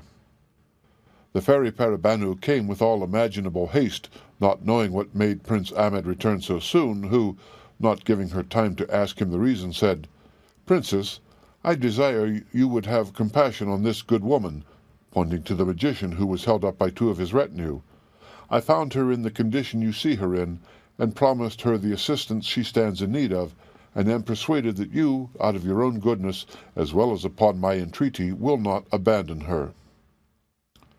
The fairy Parabanu, who had her eyes fixed upon the pretended sick woman all the time that the prince was talking to her, ordered two of her women who followed her to take her from the two men that held her, and carry her into an apartment of the palace, and take as much care of her as she would herself. While the two women executed the fairy's commands, she went up to Prince Ahmed, and, whispering in his ear, said, "Prince, this woman is not so sick as she pretends to be, and I am very much mistaken if she is not an impostor who will be the cause of great trouble to you. But don't be concerned. Let what will be devised against you. Be persuaded that I will deliver you out of all the snares that shall be laid for you. Go and pursue your journey." This discourse of the fairies did not in the least frighten Prince Ahmed. "My princess," said he, "as I do not remember I ever did or designed anybody an injury, I cannot believe anybody can have a thought of doing me one. But if they have, I shall not nevertheless forbear doing good whenever I have an opportunity." Then he went back to his father's palace. In the meantime, the two women carried the magician into a very fine apartment, richly furnished.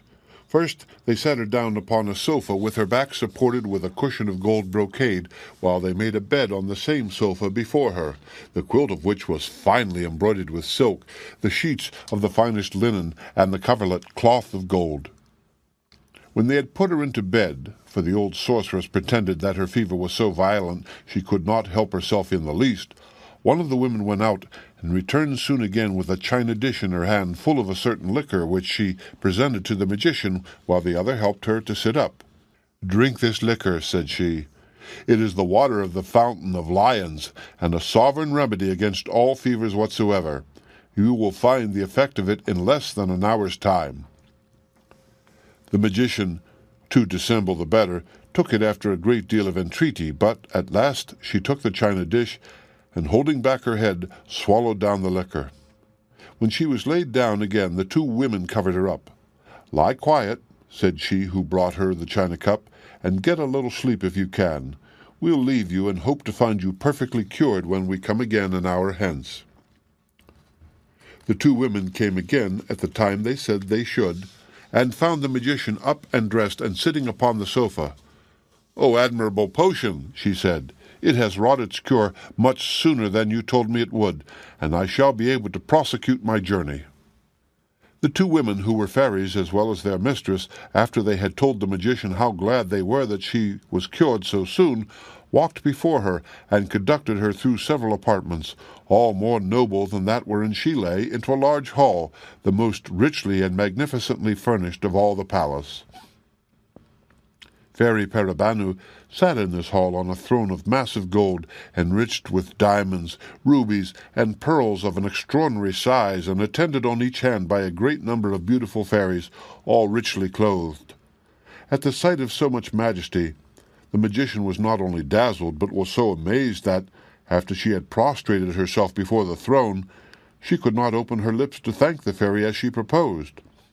However, Parabanu saved her the trouble, and said to her, "Good woman, I am glad I had an opportunity to oblige you, and to see you are able to pursue your journey. I won't detain you, but perhaps you may not be displeased to see my palace. Follow my women, and they will show it to you." Then the magician went back, and related to the Sultan of the Indies all that had happened, and how very rich Prince Ahmed was since his marriage with the fairy, richer than all the kings in the world, and how there was danger that he should come and take the throne from his father. Though the Sultan of the Indies was very well persuaded that Prince Ahmed's natural disposition was good, yet he could not help being concerned at the discourse of the old sorceress, to whom, when she was taking her leave, he said, I thank thee for the pains thou hast taken, and thy wholesome advice. I am so sensible of the great importance it is to me, that I shall deliberate upon it in council. Now, the favorites advised that the prince should be killed, but the magician advised differently. Make him give you all kinds of wonderful things by the fairy's help, till she tires of him and sends him away. As, for example, every time your majesty goes into the field, you are obliged to be at a great expense, not only in pavilions and tents for your army, but likewise in mules and camels to carry their baggage. Now, might not you engage him to use his interest with the fairy to procure you a tent which might be carried in a man's hand, and which should be so large as to shelter your whole army against bad weather?" When the magician had finished her speech, the Sultan asked his favorites if they had anything better to propose, and, finding them all silent, determined to follow the magician's advice as the most reasonable and most agreeable to his mild government. Next day, the Sultan did as the magician had advised him, and asked for the pavilion. Prince Ahmed never expected that the Sultan his father would have asked such a thing, which at first appeared so difficult, not to say impossible.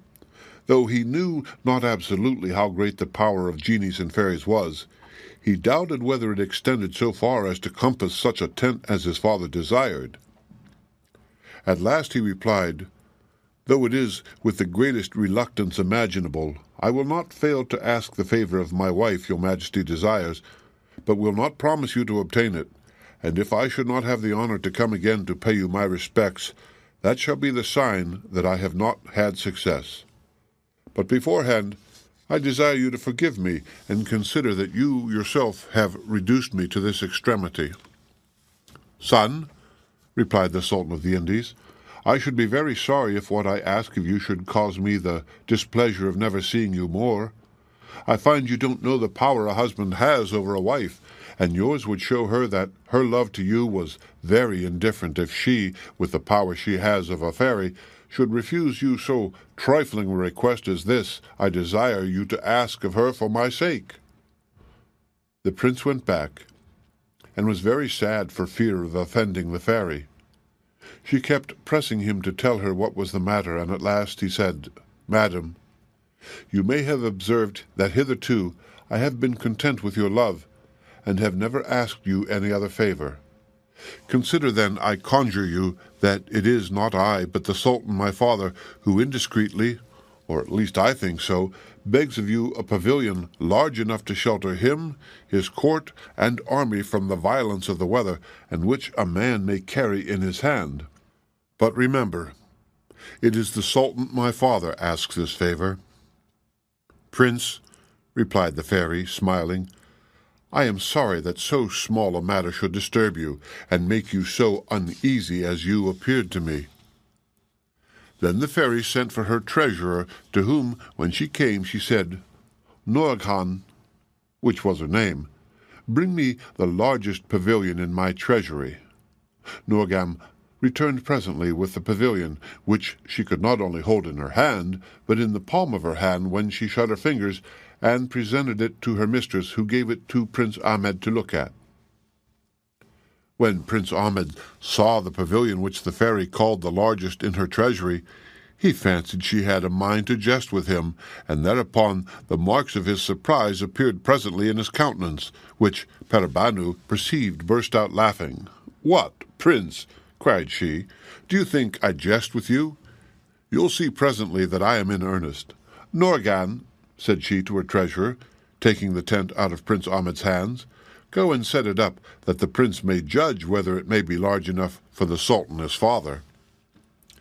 The treasurer went immediately with it out of the palace, and carried it a great way off, and when she had set it up, one end reached to the very palace, at which time the prince, thinking it small, found it large enough to shelter 2 greater armies than that of the Sultan his father's, and then said to Peribanu, "I ask my princess 1,000 pardons for my incredulity. After what I have seen and believed, there is nothing impossible to you." "You see," said the fairy, "that the pavilion is larger than what your father may have occasion for you must know that it has one property, that it is larger, or smaller, according to the army it is to cover. The treasurer took down the tent again, and brought it to the prince, who took it, and without staying any longer than till the next day, mounted his horse, and went with the same attendants to the Sultan his father. The Sultan, who was persuaded that there could not be any such thing as such a tent as he asked for, was in great surprise at the prince's diligence. He took the tent, and after he had admired its smallness, his amazement was so great that he could not recover himself. When the tent was set up in the great plain which we have before mentioned, he found it large enough to shelter an army twice as large as he could bring into the field. But the Sultan was not yet satisfied. "Son," said he, "I have already expressed to you how much I am obliged to you for the present of the tent you have procured me, that I look upon it as the most valuable thing in all my treasury. But you must do one thing more for me, which will be every whit as agreeable to me. I am informed that the fairy, your spouse, makes use of a certain water called the water of the Fountain of Lions, which cures all sorts of fevers, even the most dangerous, and, as I am perfectly well persuaded my health is dear to you, I don't doubt but you will ask her for a bottle of that water for me, and bring it to me as a sovereign medicine, which I may make use of when I have occasion. Do me this other important piece of service, and thereby complete the duty of a good son toward a tender father." The prince returned and told the fairy what his father had said. "There's a great deal of wickedness in this demand," she answered, "as you will understand by what I am going to tell you. The Fountain of Lions is situated in the middle of a court of a great castle, the entrance into which is guarded by 4 fierce lions, 2 of which sleep alternately, while the other 2 are awake. But don't let that frighten you. I'll give you means to pass by them without any danger." The fairy Parabanu was at that time very hard at work, and as she had several clues of thread by her, she took up one, and presenting it to Prince Ahmed, said, "First take this clue of thread. I'll tell you presently the use of it. In the second place, you must have 2 horses. One you must ride yourself, and the other you must lead, which must be loaded with a sheep cut into 4 quarters that must be killed today. In the third place, you must be provided with a bottle, which I will give you to bring the water in. Set out early tomorrow morning, and when you have passed the iron gate, throw the clue of thread before you, which will roll till it comes to the gates of the castle. Follow it, and when it stops, as the gates will be open, you will see the 4 lions. The 2 that are awake will by their roaring wake the other 2. But don't be frightened. Throw each of them a quarter of mutton, and then clap spurs to your horse and ride to the fountain. Fill your bottle without alighting, and then return with the same expedition. The lions will be so busy eating, they will let you pass by them." Prince Ahmed set out the next morning at the time appointed by the fairy, and followed her directions exactly. When he arrived at the gates of the castle, he distributed the quarters of mutton among the 4 lions, and passing through the midst of them bravely, got to the fountain, filled his bottle, and returned back as safe and sound as he went. When he had gone a little distance from the castle gates, he turned him about, and perceiving 2 of the lions coming after him, he drew his sabre and prepared himself for defense. But as he went forward, he saw one of them turned out of the road at some distance, and showed by his head and tail that he did not come to do him any harm, but only to go before him, and that the other stayed behind to follow. He put his sword up again in its scabbard. Guarded in this manner, he arrived at the capital of the Indies, but the lions never left him till they had conducted him to the gates of the Sultan's palace, after which they returned the same way they came, though not without frightening all that saw them, for all they went in a very gentle manner, and showed no fierceness. A great many officers came to attend the prince while he dismounted his horse, and afterward conducted him into the Sultan's apartment, who was at that time surrounded with his favorites. He approached toward the throne, laid the bottle at the Sultan's feet, and kissed the rich tapestry which covered his footstool, and then said, "I have brought you, sir, the healthful water which your majesty desired so much to keep among your other rarities in your treasury, but at the same time wish you such extraordinary health as never to have occasion to make use of it." After the prince had made an end of his compliment, the Sultan placed him on his right hand, and then said to him, "Son, I am very much obliged to you for this valuable present, as also for the great danger you have exposed yourself to upon my account, which I have been informed of by a magician who knows the Fountain of Lions. But do me the pleasure," continued he, "to inform me by what address, or rather by what incredible power, you have been secured." "Sir," replied Prince Ahmed, "I have no share in the compliment your majesty is pleased to make me. All the honor is due to the fairy my spouse, whose good advice I followed." Then he informed the Sultan what those directions were, and by the relation of this, his expedition let him know how well he had behaved himself. When he had done, the Sultan, who showed outwardly all the demonstrations of great joy, but secretly became more jealous, retired into an inward apartment, where he sent for the magician. The magician, at her arrival, saved the Sultan the trouble to tell her of the success of Prince Ahmed's journey, which she had heard of before she came, and therefore was prepared with an infallible means, as she pretended. This means she communicated to the Sultan, who declared it the next day to the prince, in the midst of all his courtiers, in these words: "Son," said he, "I have one thing more to ask of you, after which I shall expect nothing more from your obedience nor your interest with your wife. This request is, to bring me a man not above 1.5 feet high, and whose beard is 30 feet long, who carries a bar of iron upon his shoulders of 500 weight, which he uses as a quarterstaff." Prince Ahmed, who did not believe that there was such a man in the world as his father described, would gladly have excused himself. But the Sultan persisted in this demand, and told him the fairy could do more incredible things. The next day, the prince returned to his dear Parabanu, to whom he told his father's new demand, which, he said, he looked upon to be a thing more impossible than the first two, for, added he, "I cannot imagine there can be such a man in the world. Without doubt he has a mind to try whether or no I am so silly as to go about it, or he has a design on my ruin. In short, how can he suppose that I should lay behold of a man so well armed, though he is but little? What arms can I make use of to reduce him to my will? If there are any means, I beg you will tell them, and let me come off with honor this time." "Don't affright yourself, Prince," replied the fairy. "You ran a risk in fetching the water of the Fountain of Lions for your father, but there's no danger in finding out this man, who is my brother Shaibar, but is so far from being like me, though we both have the same father, that he is of so violent a nature that nothing can prevent him giving cruel marks of his resentment for a slight offense, yet, on the other hand, is so good as to oblige anyone in whatever they desire. He is made exactly as the Sultan your father has described him, and he has no other arms than a bar of iron of 500 pounds weight, without which he never stirs, and which makes him respected. I'll send for him, and you shall judge of the truth of what I tell you. But be sure to prepare yourself against being frightened at his extraordinary figure when you see him." "What? My queen?" replied Prince Ahmed. "Do you say Shaibar is your brother?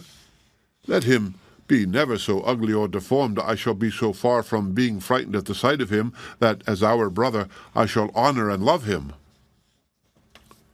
The fairy ordered a gold chafing dish to be set with a fire in it under the porch of her palace, with a box of the same metal, which was a present to her, out of which, taking a perfume and throwing it into the fire, there arose a thick cloud of smoke.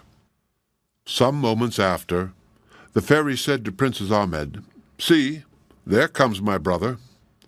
The prince immediately perceived Shaibar coming gravely with his heavy bar on his shoulder, his long beard, which he held up before him, and a pair of thick mustachios which he tucked behind his ears and almost covered his face. His eyes were very small and deep-set in his head, which was far from being of the smallest size, and on his head he wore a grenadier's cap. Besides all this, he was very much hump-backed. If Prince Ahmed had not known that Shaibar was Parabanu's brother, he would not have been able to have looked at him without fear. But knowing first who he was, he stood by the fairy without the least concern. Shaibar, as he came forward, looked at the prince earnestly, enough to have chilled his blood in his veins, and asked Parabanu, when he first accosted her, who that man was. To which she replied, "He is my husband, brother. His name is Ahmed. He is son to the Sultan of the Indies. The reason why I did not invite you to my wedding was I was unwilling to divert you from an expedition you were engaged in, and from which I heard with pleasure you returned victorious, and so took the liberty now to call for you." At these words, Shaibar, looking on Prince Ahmed favorably, said, "Is there anything else, sister, wherein I can serve him? It is enough for me that he is your husband to engage me to do for him whatever he desires." "The Sultan, his father," replied Parabanu, "has a curiosity to see you, and I desire he may be your guide to the Sultan's court. He needs but lead me the way, I'll follow him." "Brother," replied Parabanu, "it is too late to go today, therefore stay till tomorrow morning, and in the meantime I'll inform you of all that has passed between the Sultan of the Indies and Prince Ahmed since our marriage." The next morning, after Shaibar had been informed of the affair, he and Prince Ahmed set out for the Sultan's court. When they arrived at the gates of the capital, the people no sooner saw Shaibar but they ran and hid themselves, and some shut up their shops and locked themselves up in their houses, while others, flying, communicated their fear to all they met, who stayed not to look behind them, but ran too. Insomuch that Shaibar and Prince Ahmed, as they went along, found the streets all desolate, till they came to the palaces, where the porters, instead of keeping the gates, ran away too, so that the prince and Shaibar advanced without any obstacle to the council hall, where the Sultan was seated on his throne and giving audience. Here likewise the ushers, at the approach of Shaibar, abandoned their posts and gave them free admittance. Shaibar went boldly and fiercely up to the throne, without waiting to be presented by Prince Ahmed, and accosted the Sultan of the Indies in these words. "Thou hast asked for me," said he. "See, here I am. What wouldst thou have with me?" The Sultan, instead of answering him, clapped his hands before his eyes to avoid the sight of so terrible an object, at which uncivil and rude reception Shaibar was so much provoked, after he had given him the trouble to come so far, that he instantly lifted up his iron bar and killed him before Prince Ahmed could intercede in his behalf. All that he could do was to prevent his killing the Grand Wazir, who sat not far from him, representing to him that he had always given the Sultan his father good advice.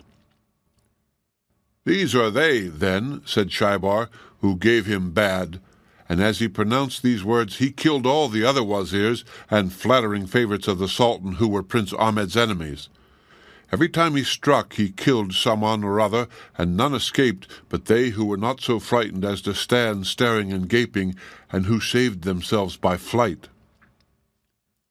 When this terrible execution was over, Shaibar came out of the council hall into the midst of the courtyard, with the iron bar upon his shoulder, and, looking hard at the Grand Wazir, who owed his life to Prince Ahmed, he said, "I know here is a certain magician who is a greater enemy of my brother-in-law than all these base favorites I have chastised. Let the magician be brought to me presently." The Grand Wazir immediately sent for her, and as soon as she was brought, Shaibar said, at the time he fetched a stroke at her with his iron bar, "Take the reward of thy pernicious counsel, and learn to feign sickness again." After this, he said, "This is not yet enough. I will use the whole town after the same manner if they do not immediately acknowledge Prince Ahmed, my brother-in-law, for their Sultan and the Sultan of the Indies." Then all that were there present made the air echo again with the repeated acclamations of "Long life to Sultan Ahmed," and immediately after he was proclaimed through the whole town. Shaibar made him be clothed in the royal vestments, installed him on the throne, and after he had caused all to swear homage and fidelity to him, went and fetched his sister Parabanu, whom he brought with all the pomp and grandeur imaginable, and made her to be owned Sultaness of the Indies. As for Prince Ali and Princess Nuranahar, as they had no hand in the conspiracy against Prince Ahmed, and knew nothing of any, Prince Ahmed assigned them a considerable province with its capital, where they spent the rest of their lives. Afterwards, he sent an officer to Prince Hossein to acquaint him with the change and make him an offer of which province he liked best. But that prince thought himself so happy in his solitude that he bade the officer return the Sultan his brother thanks for the kindness he designed him, assuring him of his submission, and that the only favor he desired of him was to give him leave to live retired in the place he had made choice of for his retreat. The end. Read by Rick Kishner for Lit2Go on the web at fcit.usf.edu.